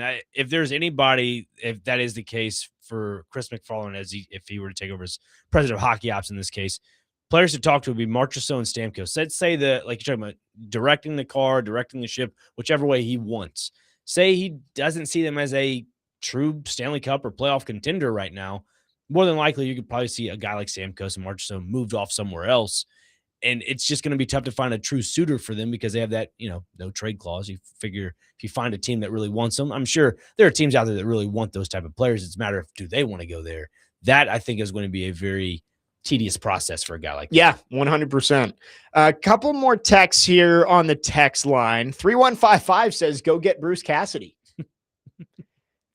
Just let go from Vegas, and you've seen what the Golden Knights have done since he left. We'll see them tonight against Carolina in Game 1 of the Stanley Cup Finals. Bruce Cassidy be a good hire. Like I mean, he's got the pedigree for it for sure. I don't know. This is going to be based on what Chris MacFarland wants. Do you want to go get another retread of somebody who can come in here, or do you look for maybe an up and coming coach? Hey, if Andrew Brunette can get you to the playoffs or almost in a playoff spot, then you end up getting rid of them and just doing what Vegas did and hiring John Tortorella for a little bit. Why not do that route? Yeah, there you go. I do think Torts is going to stick around in Vegas for at least a little bit after getting them to the Stanley Cup Finals. Dustin in Hopkinsville says, isn't this some Preds, like from us fans, excited as all get out about a guy whose team got swept in the Western Conference Finals when expected to win the whole thing? I see, maybe it's just me, and I don't know if you would have the same opinion. I don't blame the personnel guys for that specifically. Yeah. Like, the personnel built President's Trophy winners, the best team in hockey all year long. And yeah, injuries, maybe some coaching mistakes here and there led to them not playing very well in the Western Conference Finals. Now, yeah, you could argue that maybe the goaltending was not addressed as well as it needed to be by the front office. That's for sure a good argument. But it's like, I'm going to be happy that if you hire Chris MacFarland, you're getting a GM of a guy who has won a Stanley Cup in the last 5 years and just built the best team in hockey from the ground up. October all the way until May. Yeah, they came up short, but only one team is able to end lifting the Stanley Cup every year. I get it was a disappointing way to end the year, but I don't think Preds fans should feel like it's a downer just because in this last year, the Avalanche got swept in the Western Conference Finals. Yeah, you got to look at it from the positive aspect of it, and that's getting to the playoffs and making some noise in the playoffs. And when I mean making noise, I mean you're getting to the conference final. Yeah. You're getting to the Stanley Cup. That's what this front office wants. They want to get back in that conversation. And a guy like Chris MacFarland definitely catapults you into that conversation for sure. 615-737-1025 is the phone number. We see you on the phone lines. We will try and get to you coming up next and wrap up hour number 2. Again, the news this morning, the Colorado Avalanche have given the Predators permission to speak to Chris MacFarland, and apparently he met face-to-face last night with owner Bill Haslam, as reported by Elliot Friedman. 615-737-1025 is the phone number. Jake Lyman, Nick Frazier, Parker Kelly, next man up, 102.5 The Game.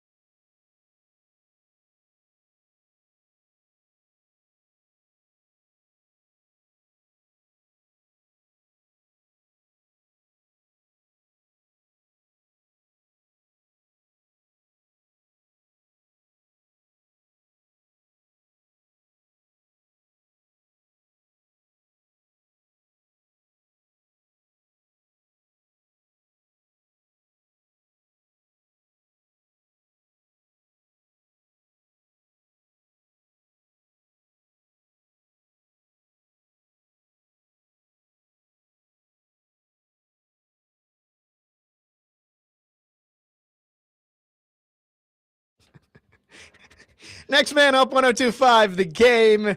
Jake Lyman, Nick Frazier, Parker Kelly.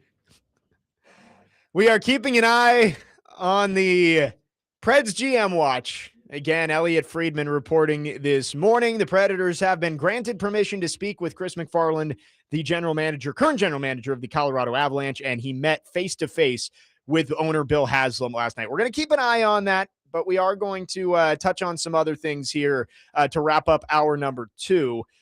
Dr. Crane, we are coming up quickly on the World Cup, which I'm not a soccer guy, as you know. It's not one of my sports that I'm locked in on, but I am always ready for the World Cup. And I watched the friendly against Senegal on Sunday, 3-2 win for the U.S. men's national team in Charlotte. And it's got me in the mood for some World Cup soccer here. I wanted to get your thoughts on, we're a week and a half out from the first game against Paraguay. Believe so. And what are your thoughts on the outlook for the U.S. men's national team in the World Cup this year? I know there's been some, conversations about people are not pleased with Mauricio Pochettino talking to AC Milan, already thinking about what his next venture will be after the World Cup, and his priorities are not solely on this team. Yeah, I get all that. But again, he's put together a team defensively, I think will be sound.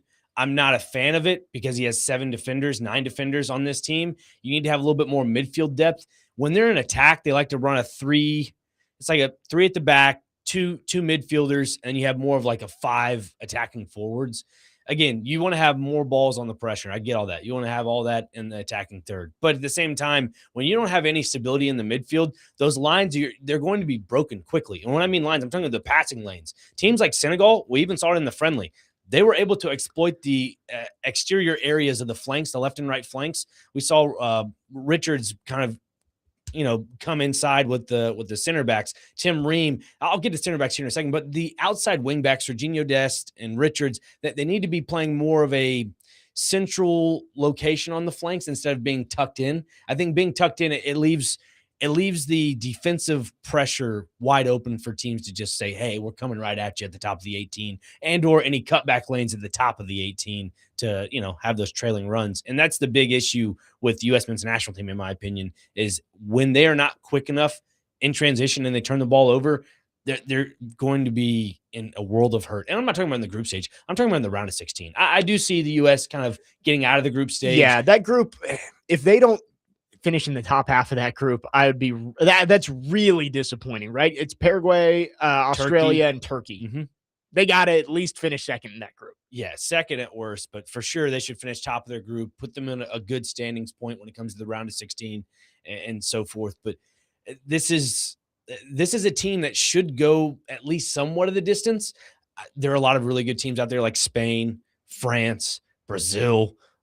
Brazil's always good at the World Cup stage. Yep. I mean, we'll see what Canada and Mexico are up to, the other 2 host countries. I'm not too high on them. Mexico they have the same, I'd say, the same standard as the U.S., getting to about round of 16, and they're done as well. But we'll see. This is, I would say, more of a wide open World Cup than it is in years past. I mean, you don't have a few teams here and there, but I mean, you go and look at the Group G as a prime example. New Zealand, Iran, Egypt, Belgium. Belgium, every single year, they go into the Euros, they go into the World Cup. They're always the favorites to win.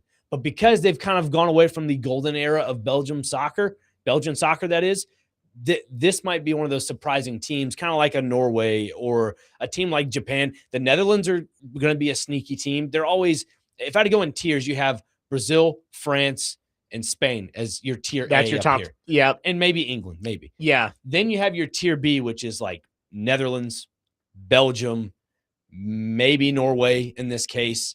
And Sweden used to be. I mean, then you could probably add Germany into that equation. You could put them in tier A. I'd put them more in tier B. Yeah. But those tier B teams are the ones that you want to watch for. So your Germanys, your Norways, your Swedens, your Netherlands. Those are the teams that are fun to watch. But as for the U.S., I thought looking back and watching that friendly, I thought Senegal did a really good job at absorbing their pressure. Now, the trailing run that Serginho Dest had, you're not going to see that often because he's a right wing back. He doesn't come just screaming down the middle of the field to score that first goal. Christian Pulisic, this is I would say, make or break tournament for him. He's currently with AC Milan. AC Milan did not qualify for the Champions League. That's a big issue. It's kind of like qualifying for March Madness. Yeah. That makes sense. And Rafael Leao, who is a Milan player, is leaving. Luka Modric, who is a Croatian international, is retiring after the World Cup. Milan is definitely my favorite team, obviously. Let's put that straight out there. But Milan is kind of collapsing quickly roster-wise. So Pulisic, this is a huge tournament for him to prove that he's still worth top-tier talent. He's still worth X amount of dollars to play for a team in the Premier League or a team in Germany or anywhere else in the world minus the MLS. If he comes to MLS, then that's when I know the drop-off is there for his career. But it's either here or there. One more thing, two more things it is before we cut to the break. The center backs I was telling you about, Tim Ream, there were two situations in that friendly that I was a little bit nervous about. One of them was closing down space and not being able to close down space to where it helps the goalkeeper kind of come off his line. Yeah. I thought, looking back, Matt Turner did a pretty decent job for the most part, but the two goals that were let in, the first goal, I thought Turner could have came out off his line a lot more, but that was because of Ream didn't close down the space enough near the top of the 18. And then the second goal, Matt Turner's coming off his line when he probably shouldn't have. And it's all, counteracting with the center backs. And I just thought that the U.S. was definitely trying to get their communication down, and they just didn't. One funny thing I'll just add to this, at the beginning of the game, not Nashville, but the U.S. started out with the ball, and they kicked it into the Senegal's opposing half. Yeah. I thought it was interesting because Nashville used to do that with BJ Callahan when he first came here. It's a tactic to kind of say, hey, we're here to pressure you. We're going to keep you cornered into your own space. I thought that was kind of funny. I was like, maybe BJ took a little trick out of U.S. men's national team book. Well, I was just going to say, I saw, Pochettino leaving after this year. Their chance BJ Callahan is considered as the next U.S. men's national team head coach? Yeah, I mentioned this on Saturday, and I stressed this to Nashville SC fans. I would be very, very worried if I were a Nashville SC fan for the success that he's had with this team, with the way they've structured this roster. And I'm not trying to put that out there all, but I would be very I saw worried. somebody else mention him as a possibility. Yeah, I mean, he's had success everywhere he's coached, and especially when he was the interim coach for Berhalter and actually won the CONCACAF or the Champions Cup. With against Mexico, I believe that's right. That one against Mexico. That was such a pivotal piece to his coaching career because it shows that he can coach at every level you want him to. Yep. So, I mean, that's what I'd be worried about is seeing BJ Callahan leave Nashville, even in a good space where they're at now. I don't know who that replacement would be. You really can't replace a guy like BJ Callahan. The standard he has these players playing at. Yeah. And you're getting the most out of Hani Mukhtar, which I would say is more productive now than he was during his MVP career. Yeah. Would be disappointing given all the progress Nashville has made to lose their head coach. But the World Cup coming up in 10 days. The U.S. starts their run against Paraguay. We'll get more of Nick Frazier's thoughts throughout this. He is our soccer guru for the next month as we get ready for the World Cup. And the U.S. men's national team back in action on Saturday. They will face Germany in Chicago in another friendly. 615-737-1025 is our phone number if you want to join the conversation. We're going to get back into the Titans coming up next. And again, we are still keeping an eye on any Predators news. The reports from Elliot Friedman this morning that Chris MacFarland has been given permission to speak to the Predators and had a face-to-face meeting with Bill Haslam last night. We're keeping an eye on it, but no new news to report at this point. We'll get into the Titans coming up next. Jake Lyman, Nick Frazier, Parker Kelly, next man up, 102.5 The Game.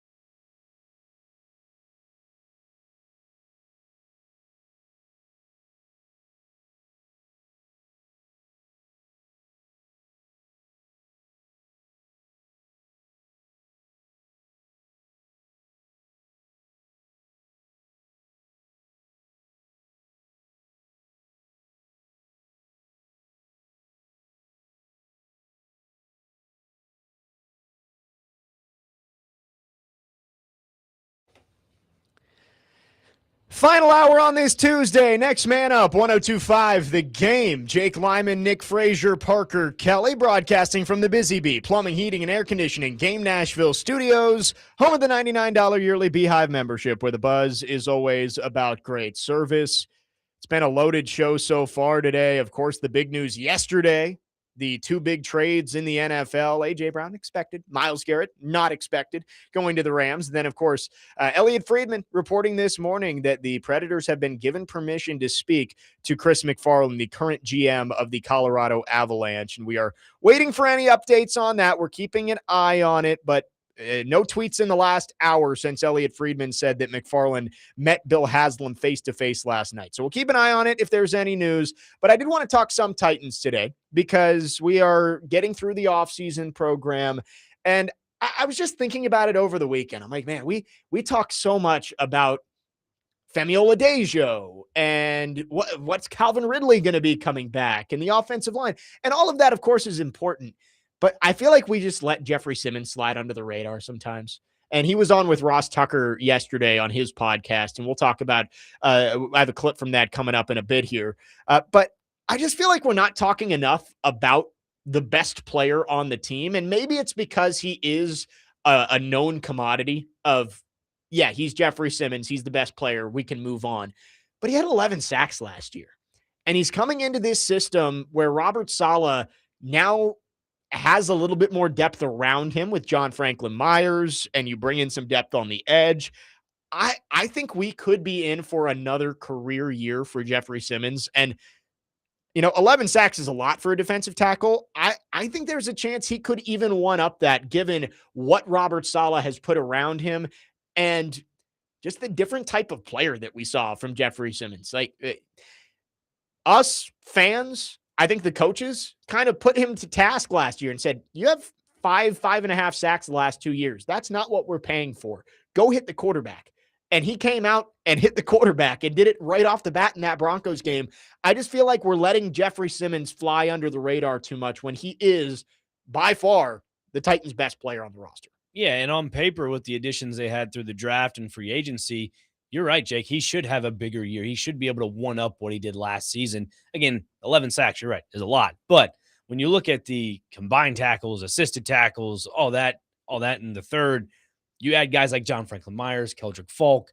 Again, Keldrick Falk, probably a work in progress a little bit, but John Franklin Myers and Jermaine Johnson, those are guys that are going to have immediate impacts. They're going to help Jeffrey Simmons. Well, and I think, no matter what your thoughts are on the edge guys, like Parker and I have expressed that there's a lot of projection going on with those edge players. Nobody that you have on the edge is like, oh man, that's a 10-sack season waiting to happen. You just haven't seen it. You're hoping with Falk and Femi and even Jermaine Johnson coming off the injury. But I think it's hard not to say it's an upgrade, right? Like your starting pass rushers last year, Draymond Jones had his moments. Arden Key had his moments, but give me the group they have at edge this year over the group they had last year, bringing in Jermaine Johnson, who has been a Pro Bowl player, drafting Keldrick Falk in the first round. Give me those guys. Of course, John Franklin Myers, a big addition as well, but give me those guys over what you had last year. I just think that, yes, Jeffrey Simmons is going to get his double teams. No one's going to just say, yeah, we can deal with Jeffrey Simmons with one guy. But it's going to become a lot harder for teams to protect the quarterback, knowing that if they have to double Jeffrey Simmons, you're giving John Franklin Myers a one-on-one. You're giving whoever's on the edge a one-on-one pretty much every single time. That's going to hopefully lead to the Titans being more productive in the pass rush. And Jeffrey Simmons is going to be the main catalyst of that. Yeah, and the rotating cast there, when you look at the defensive tackles, I'm a big fan of the Jackie Marshall pick from Baylor. I think that guy's going to be a really good asset. And he's a pass rusher. Exactly. Right? So it's like you have Jordan Elliott, who's probably going to be more used in rundowns. And you've got Solomon Thomas, who I think I don't expect much from him. I think he is just a depth guy that Robert Saleh is familiar with, and he can give you 10 to 15 snaps a game. But with Jackie Marshall, although I kind of wish they would have gone a different direction with that pick. I mentioned there were still some tackles on the board that I felt had swing tackle upside that you could have brought in. J.C. Davis from Illinois, Demetrius Crownover from Texas A&M. They were still on the board with that pick. And with what you are lacking behind Dan Moore and JC Latham at tackle, that's the direction I would have gone. I do like having a guy behind John Franklin Myers and Jeffrey Simmons that can be a capable pass rusher. Now, he's not going to be out there on rundowns. I think your rundown base front four is going to be Johnson, Franklin Myers, Simmons, Falk. But you do have these guys that you can rotate in and out. Femi, Jacob Martin, Jalen Harrell, Jackie Marshall, Solomon Thomas. I think that's what Robert Saleh wants. And it's going to lead to production across the board. But I also think that Jeffrey Simmons is going to be put in better situations to go get the quarterback. Yeah, and again, like you mentioned before with the rotating cast of players, like he's going to be not only just healthier, but he's going to be in shape. He's going to be in better football shape. He's not going to be run down to the ground with trying to, fill the void of not having a T'Vondre Sweat next to him. He has that cast that helps him with all that. So, I mean, like you said, there are going to be double teams for Jeffrey Simmons. But I, as Titans fans around the globe, along with here in the Nashville area, they're all expecting, and I'm sure Robert Saleh is the same way, expecting as the season progresses, teams will start to figure out maybe we need to put two guys on a guy like Jermaine Johnson, or maybe we need to put two guys on Keldrick Falk on this certain down and distance. Maybe Jeffrey Simmons is not the priority, and that's when he can pounce on his opportunity. Well, right, yeah, you have to give the offensive line more to think about than just Jeffrey Simmons. Right. Because if Jeffrey Simmons is your only real threat and you can go one-on-one with everybody else, Jeffrey Simmons probably isn't going to get to the quarterback as much. He's beaten double teams. He did it this year, but he's not going to beat double teams every time. But you hope that with the way Robert Saleh schemes it up, that you're going to put Jeffrey Simmons in a better opportunity to go make plays in the backfield. And he talked about this on the Ross Tucker pod. We're going to play a clip from that coming up in the next segment. I just think last year we did talk about Jeffrey Simmons a lot because there were question marks. It was, all right, we're paying you like you're top of the market type of guy. You got 5.5 sacks 2 years ago, 5 sacks the year before. You've had some injury issues. Like, you can say, oh, you're getting double teamed the whole time. It's your job to beat those double teams. And I'll never forget the day we came in here and the top 10 defensive tackle list comes out. And across the NFL, fan bases are freaking out because they think their players are too low in those ESPN top 10 lists that come out every fall. And we're getting texts saying, what has Jeffrey Simmons done to deserve being number 4? Why is he that high? And I think for Jeffrey Simmons, it's like he took that as a chip on his shoulder and he went out and had a career year. So we've stopped talking about him because he's not really a question anymore. I think we should be talking about him because he could be that key cog for Robert Saleh's defense to take a big step this year. Yeah, you really hope so. And it's the expectation too. Like you got to make sure that he's in line for all that. And, going back to what you said at the beginning of this segment, Jake, of how those 5 sacks, 5.5 sacks, Titans fans were talking about, is he really the guy? Yeah. You know what I mean? I think we can, like you said, start talking about it a little bit more. Probably should be ramping that back up again. Is he the guy to flourish in a Robert Saleh defense? I think Jeffrey Simmons might be the best defensive tackle in football. He is at least in the conversation, right? Like there are other guys. Chris Jones has taken a little bit of a step back with Kansas City, but he was always towards the top. Where did Chris Jones go to college, by the way? Same place Jeffrey Simmons did, actually. That's what I thought. We're D-line University, baby. That's what we are. Love it. Quinnen Williams deserves to be put in the conversation too. Traded from the Jets to the Cowboys. And I'm not going to knock Dexter Lawrence. He's a very good football player. I wouldn't say he's Jeffrey Simmons. Yeah. And so Big Jeff has put himself in that conversation. I think with what they've added and with Robert Saleh's style of defense, you might be in for a similar, if not better year in 2026.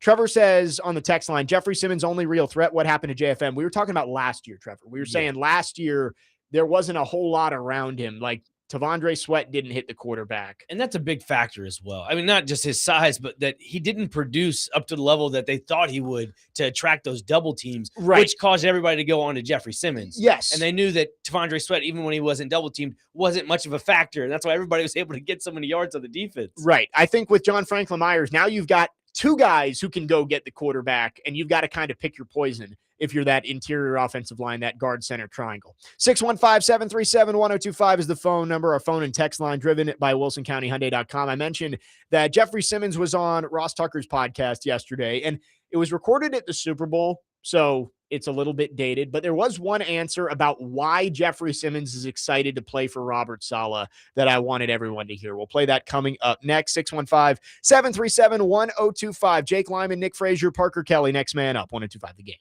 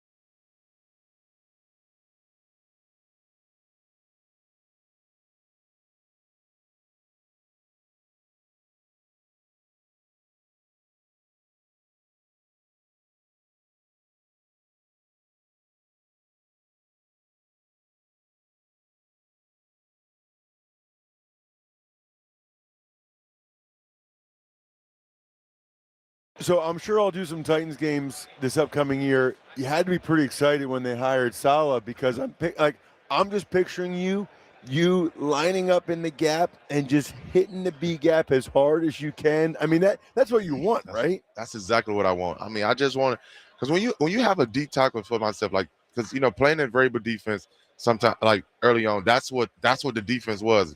I feel like that was kind of one of my best years when we kind of switched over, to Shane. Like, just go linebackers. You may have to just play off of him because he just playing so hard in that B gap. And for me, that's my style. Just hit the gap, get vertical, linebackers play off of him. I mean, you make so many more plays on the other side of the line of scrimmage. You can be disrupted. And with Solly, man, I'm excited. Yeah, he's a defensive coach. You have a defensive-minded head coach, and he's gonna be calling the plays. Maybe you could build a relationship to where it's Solly, moving around. Like let's get this. Because I'm the type of guy. The way you go up front, the way the team go. If we could dominate the game up front, we make the back end life so much easier. So I'm excited. I'm sure you guys see the videos of him being so hyped on the sideline. Like that's what get me even more excited to know we're gonna have somebody on the sideline every single time somebody make a big play or make a play. He's gonna be over there celebrating. That was Jeffrey Simmons talking with Ross Tucker on his podcast that was released yesterday. Jake Lyman, Nick Frazier, Parker Kelly. All of our football offseason coverage is brought to you by Tennessee Brewworks. Raise a glass with Tennessee Brewworks, proud partner and official craft beer of the football offseason coverage on ESPN 102.5 The Game. There was one part of that clip that I wanted to talk about, and Jeffrey Simmons talks about attacking the gap and letting the linebackers play off him and letting them come clean up. If there is one thing that I am confident the Titans are going to be good at this year, there's so many things that I'm not confident they're going to be good at. I think there's cautious optimism for some things here and there, but there's one thing I'm confident the Titans are going to be good at, and that is stopping the run this year. I would be shocked if this team is not good against the run, which being good against the run helps with a lot of things, right? You put teams into uncomfortable situations where it's 3rd and 8 instead of 3rd and 4. And that is a huge difference. With that front four that we've talked about of Jermaine Johnson, John Franklin Myers, Jeffrey Simmons, Keldrick Falk, and you can mix and match some pieces in there as well. And then you've got Cedric Gray, who was great last year at cleaning up behind that defensive line, and you add Anthony Hill. If there's one thing that I am confident this team is going to be good at this year, it's stopping the run. Don't know if I'm confident in anything else, but I think that's the one thing that this team is built to do right now. Yeah, one name that came to mind after hearing that specific point that Jeffrey Simmons made in that clip was a linebacker in the name of Dre Greenlaw. We all know his stature in San Francisco when he was there, along with Fred Warner. Those are instinctual linebackers to where they were able to read off of the defensive line. And I thought it was just so telling that when Jeffrey Simmons said in Vrabel's defense, that's just what he wanted. He wanted to be able to explode in the B gap and just have the linebackers, they just have to do what they have to do. That's what makes a really good defense, when you have instinctual linebackers that can read off the butt of the tackle, say, look, if I'm going into the B gap, you can counteract going the opposite way. Or if I'm going into the blitz into the A gap, you can take your 5-step drop into coverage if that's the case, if it is a pass play. The instinctual just recognition of linebackers in the NFL is vital, especially in a Robert Saleh defense. And I think with Jeffrey Simmons last year, yes, he had 11 sacks, but you also saw him just blow things up, right? Like he was throwing guards back into the backfield and making plays in the run game. Now, it's not always going to be him, but if you can get that penetration, make the running back have to make an extra cut, it's going to open up tackles for loss for Cedric Gray, for Anthony Hill, for maybe blitzing line defensive backs off the edge. I think that is the only thing that I look at and I'm like, that's something they're going to be successful with this next year. Last year, the Titans were they averaged 114 yards allowed per game on the ground. That was pretty middle of the league. The year before that, it was 133 yards per game. So this has not been a team that has been all that great at stopping the run. I think that that's going to change this year. Now, don't know about the secondary. There's not a whole lot of depth there. On the offensive side of the ball, everything's kind of up in the air because I don't know what the offensive line is going to be. Right. But I'm confident about the front seven and their ability to stop the run. Yeah, it's going to be a fun thing to watch. And talk about the depth of that interior defensive line. That's something that makes Robert Saleh's defense just work. Like we talked earlier about the supporting cast around Jeffrey Simmons. That's what makes this defense work, when you have the true depth and quality in the depth, not just having players, not just having bodies, because we've seen it with Mike Vrabel when he was here in Tennessee, having 91 players rotated on the roster. I mean, Robert Saleh did the same thing last year with San Francisco. They had a rotating cast of practice squad players filling in on defense, and look where they got in the playoffs. I mean, right. They made it. They made it to the playoffs. Depth is important, right? Like you like to see that there are NFL level players down the roster. That hasn't always been the case with the Titans, but top end talent is really important too. And that goes back to Paul Kuharski's article that he just put out at paulkuharski.com of smart and tough can only get you so far. There are lots of NFL players who have made a career on being smart and tough, even if they weren't the most talented guys on the field. But to be an elite team, you got to have some of the most talented guys on the field. Smart and tough is more for guys 20 through 53 on your roster. That's where that matters the most. But the best teams have the elite level players 1 through 10 on their roster. And really outside of Jeffrey Simmons right now, like maybe you'd put Peter Skoronski in that tier. And then it's a lot of hope. You hope J.C. Latham is going to be an elite player. Carnell Tate, Cam Ward, maybe Chimdike, Femi Oladejo, Keldrick Falk. It's like all these guys, it's like they're not elite players, but they could get there. You need more of that if you're going to get back to being a contender. Yeah, and kind of going back to the linebackers in this case, they're a part of that, I guess, equation of this conversation. They're young, 23 and 21 years old, talking about Cedric Gray and Anthony Hill. Those are players that can, like I was talking about earlier, being instinctual players in the defense. And you can build around that as well. Like I feel like once you get to the second level with this defense, and you talk about the last couple seasons, they allowed 133 yards is what it was 2 seasons ago. Hopefully you won't get that with this solid defense. Yes. I mean, that's the thing is when you get younger, you also get stronger. And like you talk about getting, tougher and smart with the Kuharski article. Yeah. They get a lot stronger. Well, and I think with like they tell you what they want to do based on their actions. Sure. And the investment that the Titans have made this offseason has been defensive front. 2nd round pick on a linebacker. Trade a former 2nd round pick for a pass rusher. $65 million on John Franklin Myers. 1st round pick on Keldrick Falk. They're telling you, we want to beef up the front 7 and we want to be able to shut down things at the point of attack. That's why I'm confident in it.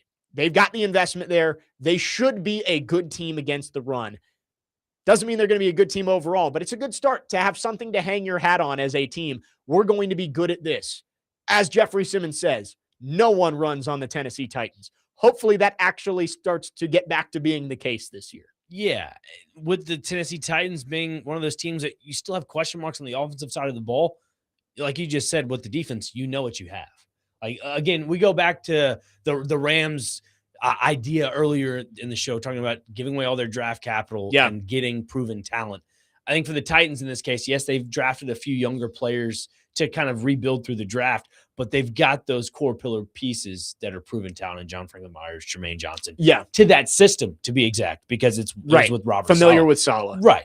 So I think that's something you can grab onto and hold onto tight and say, hey, we can actually build off this. And again, if the defense is the bright spot of the season and the offense is still a little bit of a question mark, which I doubt it will be, it just depends on the tackles. If the tackles can somehow solidify their job positions, I don't see an issue with this offense. Yeah, the offense, there's a lot of projection going on. Again, that's the point of the offseason that we're in, is where you're projecting what you think players are going to be next year. And as people who watch the Titans, you're projecting Cam Ward takes a step. You're projecting Carnell Tate can be a wide receiver 1 right off the bat.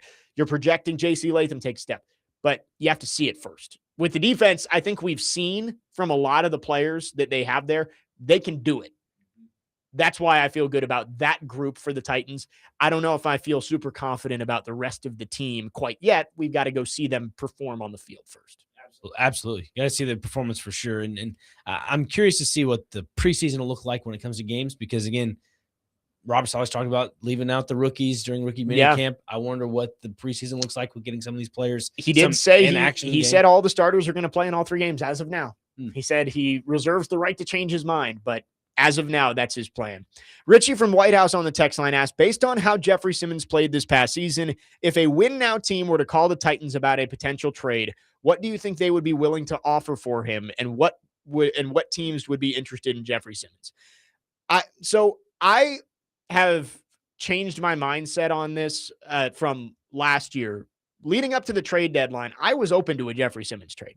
I looked at this roster and was like, you know what? I don't think he's going to fit the timeline of this team. But talking with TD, he kind of changed my mind of like, if you give away Jeffrey Simmons, what do you got in that locker room? Like, he is a leader on this team, and he is the one guy on this team that you look at and say he is one of the most talented players in the NFL. And so if I'm the Titans, I think you build around Jeffrey Simmons right now. And sure, if things go south this year or next year, there could be a time where you end up trading Jeffrey Simmons. But I don't think now is the time. I do think if you did trade him, you'd get a haul. I was laughed at for saying you could get a first-round pick for Jeffrey Simmons last year, and just saw Quinnen Williams coming off a half-sack season get a top 10 pick this year. So I don't think you should trade Simmons, but I do think that if you did shop him, I think you would get a really good return for a player like that. Yeah, I mean, look what the Rams just got with Myles Garrett and Jared Verse. Like, there were some first-round picks involved with that. Again, Jefferson's not a defensive player of the year, but has that caliber. It wouldn't be so. like the Rams are saying they value Jared Verse at 2 first-round picks. Right. So, like, excuse me, you're not getting that kind of return, but I would say an A.J. Brown level return, right? He just got a future first and a fifth. I think that's about the range that I would set it at. I would ask for a first and a third. And if you get back a first and an early day 3 pick, I think that would be a win. But I also don't trade him. No, he is a part of this, I guess, rebuild. Is that the best way to put it? They've been going through the rebuild. You're now hoping that you see the upward trajectory, and trading away your best player doesn't help you with that. Not one bit. 615-737-1025 is the phone number. If you want to join the conversation, our phone line's driven by WilsonCountyHyundai.com. We've got plenty to get to wrap up the show. We'll touch on the Stanley Cup Finals opening tonight. We'll keep taking your thoughts on the Titans. And, of course, we are monitoring any news on the Preds GM search, which seems to have heated up a little this morning, if that's the right way to put it. 615-737-1025. Jake Lyman, Nick Frazier, Parker Kelly, next man up, 1025 The Game.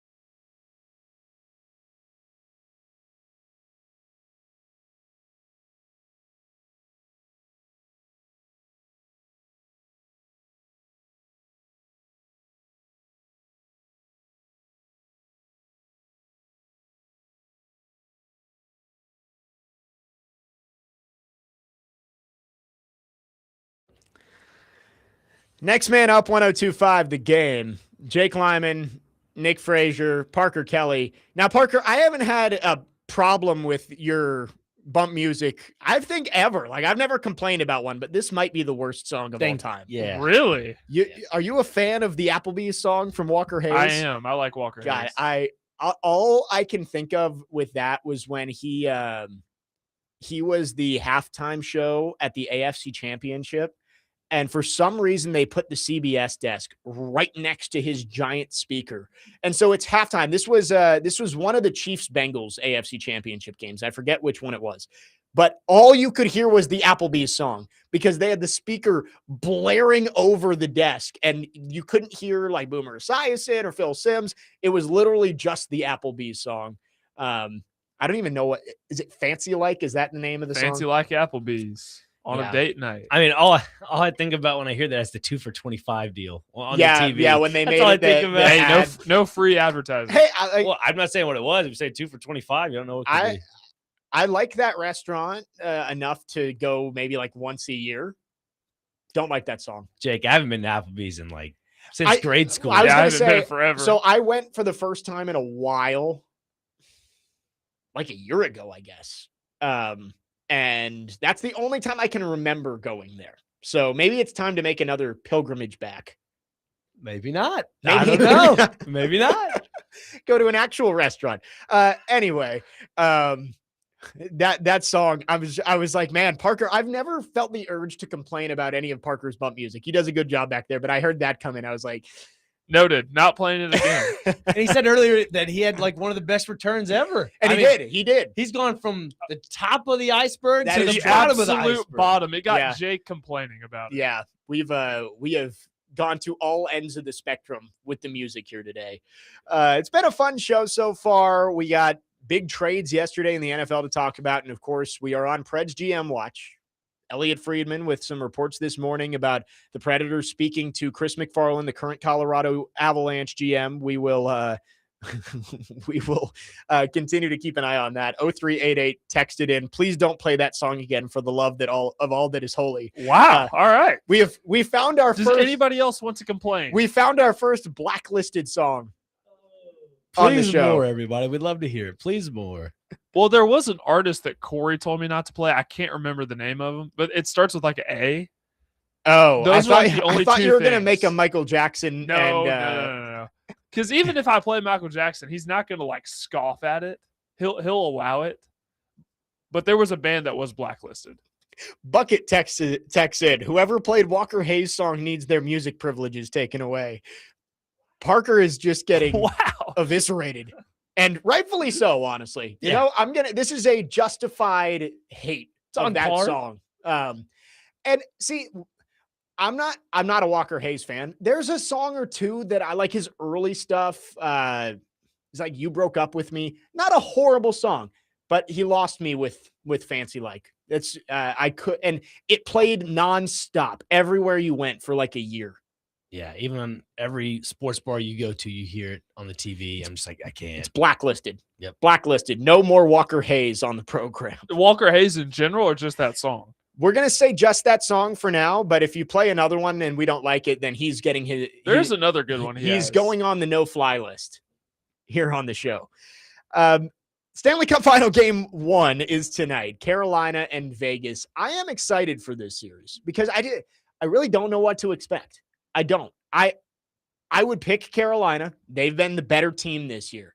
But when you get a team that's just playing as well and clicking like the Golden Knights have since they made the coaching change, that's a dangerous team and a team that I wouldn't feel comfortable against if I'm Carolina. But you're starting off the series in Raleigh. I think this is an important game for the Hurricanes to just defend their home ice and get out to a 1-0 lead. For the Golden Knights, it's like you win this game and you keep that momentum going from the sweep of Colorado, Vegas is going to have a chance. I think this is a really big game for Carolina. For the Golden Knights, I feel like tonight you're playing with house money and you can play a little free to try and go get a Game 1 win. Yeah, my only concern for Carolina would be Frederik Andersen in the net because, you know, coming off that 7-game series for Montreal with Buffalo, they had the momentum riding into that next series. You go with Carolina being off that many days, it caught up to them. Hopefully tonight's a different situation. Both teams are kind of almost on the same schedule for the most part and time off. Let's see how that all plays out. But I would be a little curious about that position tonight. Yeah, I think this is going to be a fun series. I'm gonna go Hurricanes in 6. That's what I've been sticking with. I'm gonna go Carolina in 6. I think Frederik Andersen has been really good. I know Carter Hart's been good in goal too for the Golden Knights, but I kind of trust Andersen a little bit more. But this is kind of uncharted territory for Carolina. They have struggled for so long to get past the conference finals year after year. I mean, the last few years falling short against the Panthers. They finally have broken through. Is there a little bit of is the monkey coming off their back of the conference finals going to help them and allow them to kind of just all right, we finally broke through. Now let's go win it. Or is it just man, we've never been here before? And I think tonight might give you some answers on that for Carolina of are they a little starstruck of playing in the Stanley Cup Finals? I know Golden Knights, it's a different team, different faces from the last time that they were here and they won it, but there is some carryover from that team. You got John Tortorella behind the bench. Brendan Moore for Carolina is a good coach, but I mean, it's again, they've been working so hard to break through to get to this point. I'd pick Carolina, but I do think the psychological aspect might favor Vegas, especially tonight in Game 1. Yeah, and a name that a lot of people, I wouldn't say forget about, but definitely goes under the radar, Mitch Marner. Yeah. I mean, if they win, he's winning the Conn Smythe, right? Has to. He has to. 21 points in the playoffs so far? I believe so. Let's see here. Yeah, that looks right. Against Carolina this season, he has 4 points, and all of them are assists.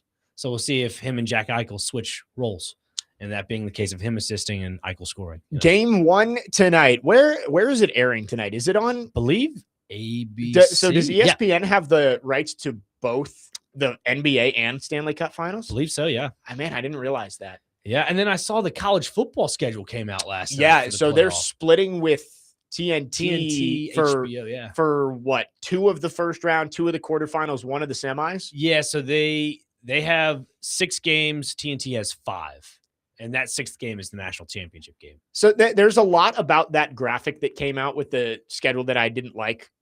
Mainly 11 days between rounds. It's way too long. The national championship is on January 25th, but there is one thing that I hated the most about it. The time next to the Rose Bowl was listed as TBD. What are we doing? Apparently, there is a chance that the Rose Bowl game is played at 8 p.m. Why? Unacceptable. Unacceptable. Keep it where it should be. Is money really just driving everything? Is that what we're doing now? Are we just getting rid of tradition? Right. If there is one bowl game that still means something, it is the Rose Bowl game. I mean, do we not recall the memories of Christian McCaffrey having a career day? Jackson Smith and what did you just say? What are you talking about? What did you say about that I saw yesterday, and I'm hoping it was fake, but I thought it was from a reputable source that they might play the Rose Bowl game at 8:00. What? Yeah. Look at him. What are we doing? There is one. I had to make sure I heard you right. There is one bowl game that means something. It's and it has to. Of course, the Pop-Tarts Bowl. Yeah. Yes. So here it is. The Rose Bowl, Cotton Bowl, and Peach Bowl will not have an assigned kickoff time until December 6th. The midday game is on ABC, and that's almost assuredly where the Rose Bowl will land. Chris Vanini. Yes, the Rose Bowl might have an 8 p.m. kickoff this upcoming season. The CFP confirms. Just disgusting. It would be the latest since Texas USC 21 years ago. Throw up in my mouth. I'll pass on that one. Looking at the national championship game though, January 25th. Why is it so late? There's so many issues with this, but that was the one that bothered me the most. Was why are we ruining traditions? The Rose Bowl game stays at 4:00. Because then what do you do for the parade then? Does the parade start at 5? Yeah, I don't know. Does the parade start at 12? I mean, we all know this. When we all hang out at the house during the holidays, we all expect to watch the Rose Bowl parade at 10:00 in the morning. Yeah. And then we're going to have this? I'm very glad that Parker brought up the Pop-Tarts Bowl because that is the People's Bowl game. But Bowls as we know it have gone away, right? Like people don't care about the Sugar Bowl because it's just a playoff game anymore. Same as the Orange Bowl and the Cotton Bowl. It's just a playoff game. But the Rose Bowl is more than just a playoff game. Don't change it. There's no need. I'll step off my soapbox. 615-737-1025. You had a good segment there. I was The return music now, the Rose Yeah, Bowl. there we go. I mean, wow. We got one more segment on the show. We'll see if we can keep it rolling on the other side. 615-737-1025. We'll take your final thoughts as well. Jake Lyman, Nick Frazier, Parker Kelly. Next man up, 1025 The Game.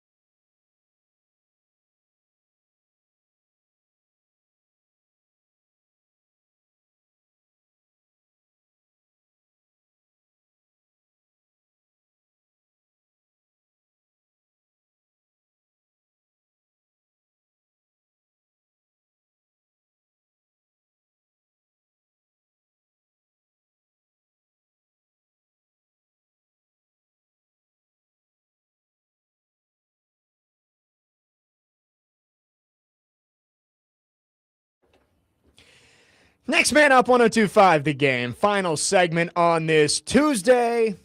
Jake Lyman, Nick Frazier, Parker Kelly with you.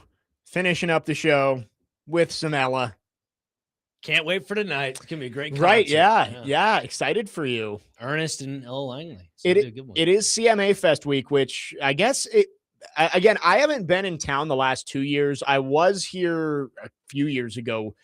It gets crazy, right? Like I've never been downtown during CMA Fest. I am planning to make that endeavor at some point this week. So whatever that Taco Bell is downtown, go to that while you're at CMA Fest. The Taco Bell Cantina? Yeah. Rock and roll Taco Bell. It's legit. Well, no, I've been there before. Does it have to be there during CMA Fest? It just makes it better. Okay. It just that I was gonna say better. Wait for an hour probably. Now that you got that too. Now, if you can get some chicken tenders and fries while you're down there on Broadway, yeah, it makes life a million times better. See, I prefer I like to eat before I go out because you're just paying like ridiculous prices for that. I mean, stuff. I'm with you on that, but if you have to get food while you're down there, that's probably the go-to one. Yeah. Get it with your hand, eat it, whatever. Right, that's true. Just handheld food, walk around. Anyway, I was playing. Have you played this game, Geo Sports, that's been roaming around? It's going. Oh yeah. I was playing it during the break. It's kind of addicting. It's like Wordle, but more fun for sports, where it's like it gives you a prompt and you have to go on the map and find where it happened. Like one of the prompts today was Myles Garrett racked up 32 and a half sacks at this school over 3 years before being drafted. That would be his college, which is I don't know, Texas A&M. Oh, that's right. College Station, Texas. So I just blanked on that. I got that one. Where did Michael Jordan play the flu game? Utah. Salt Lake City. Is it? Yeah. I was thinking Washington. No, yeah, Salt Lake City. So I got that one. But it's 5 prompts every day, and you try and get as close to as possible. It's like GeoGuessr, but for sports. So basically the picture version of it, but with a prompt. Yeah, but it's new every single day. So like MLB Pickle. Right. Yeah, Okay. basically. It's one of those daily games. It's really fun. I have been on it every day. I usually don't stick with these daily games very often, but I have been playing that one. Interesting. This just came out. Yeah, within like the last month, I would say. And it's kind of gone a little viral. I forget the guy's name who came up with it, but he tweets it out every day. And Geosports is the name. See, why can't I think of something like that? And just I know. Just like think of an idea like that that's just genius, that gets everybody, like when Immaculate Grid first came out. Like every sports fan was playing the Immaculate Grid. Like something like that. Just a great idea. Don't know how you think of it. Maybe do a Immaculate Grid, but for Nashville sports. I don't know. That now it's got me thinking of a business idea. All right, I'm thinking now. I have been, at least for the last like 10 days, I've been playing it every day. You're trying to get as close to 1,000 points as possible. I've gotten a few that have been like in the 960s. So like I've had some good days out there. Okay. But Jake Lyman. Yeah, they get tougher as you go along. Like the first one is one you should be able to get within a few miles here or there. By the last one, it's usually like international, and it's tough. I might be all right with the international. We'll see what happens with that. I've had a couple of ones where it like shows you a line of how far you are, and it's like the red line just circumvents the earth. I'm like, I was way off. Anyway. It's been fun. It's been a fun show today. We got a couple more minutes with you. Again, the news of the morning is that the Predators have been given permission to speak with Chris MacFarland, the current general manager of the Colorado Avalanche. Elliot Friedman reported just about an hour and a half ago that MacFarland met face-to-face last night with owner Bill Haslam. The goal is for the Predators to close this quickly. They know they will have to hand the keys to MacFarland and are prepared to do it. Stay tuned. So that's the last update that we have. Seems like there's some confidence that this gets done. Hopefully, I would say by the end of the week, you'd love to have a solution here for the Predators and get to work on what's a really important offseason. Yeah, just to get, something, under your belt that you can kind of look forward to, something you can kind of build off of. I mean, that's what Preds need right now is just the truth. I mean, they got direction, don't get me wrong, but, a more solidified idea. Yeah, and it's been a long process. Again, it's been 4 months since Barry Trotz announced that he was stepping down. And I kept going back to the point that they made if they wanted to be the first ones with a line in the water. And they have stayed patient. And I think it would have been easy for them to rush it and say, all right, we've got these 3 finalists or whatever. We're just going to pick one of them. But they waited it out. They found a candidate that they seem to be, locked in on, laser focused, and hopefully they can get it done. Again, nothing final, but Chris MacFarland apparently has talked with Bill Haslam. They've gotten permission, and you're going to have to give him a raise, give him a promotion, but it seems like he's the guy that the Predators believe can be the next guy to man the ship for the Predators. We'll just see, in this case, I wonder if he's the only guy they're going to be looking at, that might be, I would hope that they have a backup plan ready. Like they've gone through this whole process and talked to a ton of people. Right. I would guess that there's somebody that is their plan B, but I would also hope that they're not thinking too much about their plan B, right? If you've got plan A, you've gotten permission to talk to him, make sure it gets done. Yeah, so as simple as that. And then you can kind of, like I said earlier, build off that, see what players you can kind of keep, see if you like the coach. I mean, all those different puzzle pieces start coming together and you're thinking, yeah, maybe this works, maybe this doesn't work. It's like one of those, what do you call it? DIY boards where you can figure out what you want on there. Yeah. Like a Pinterest board. Yeah, exactly. Look at this as a Pinterest board. I like that.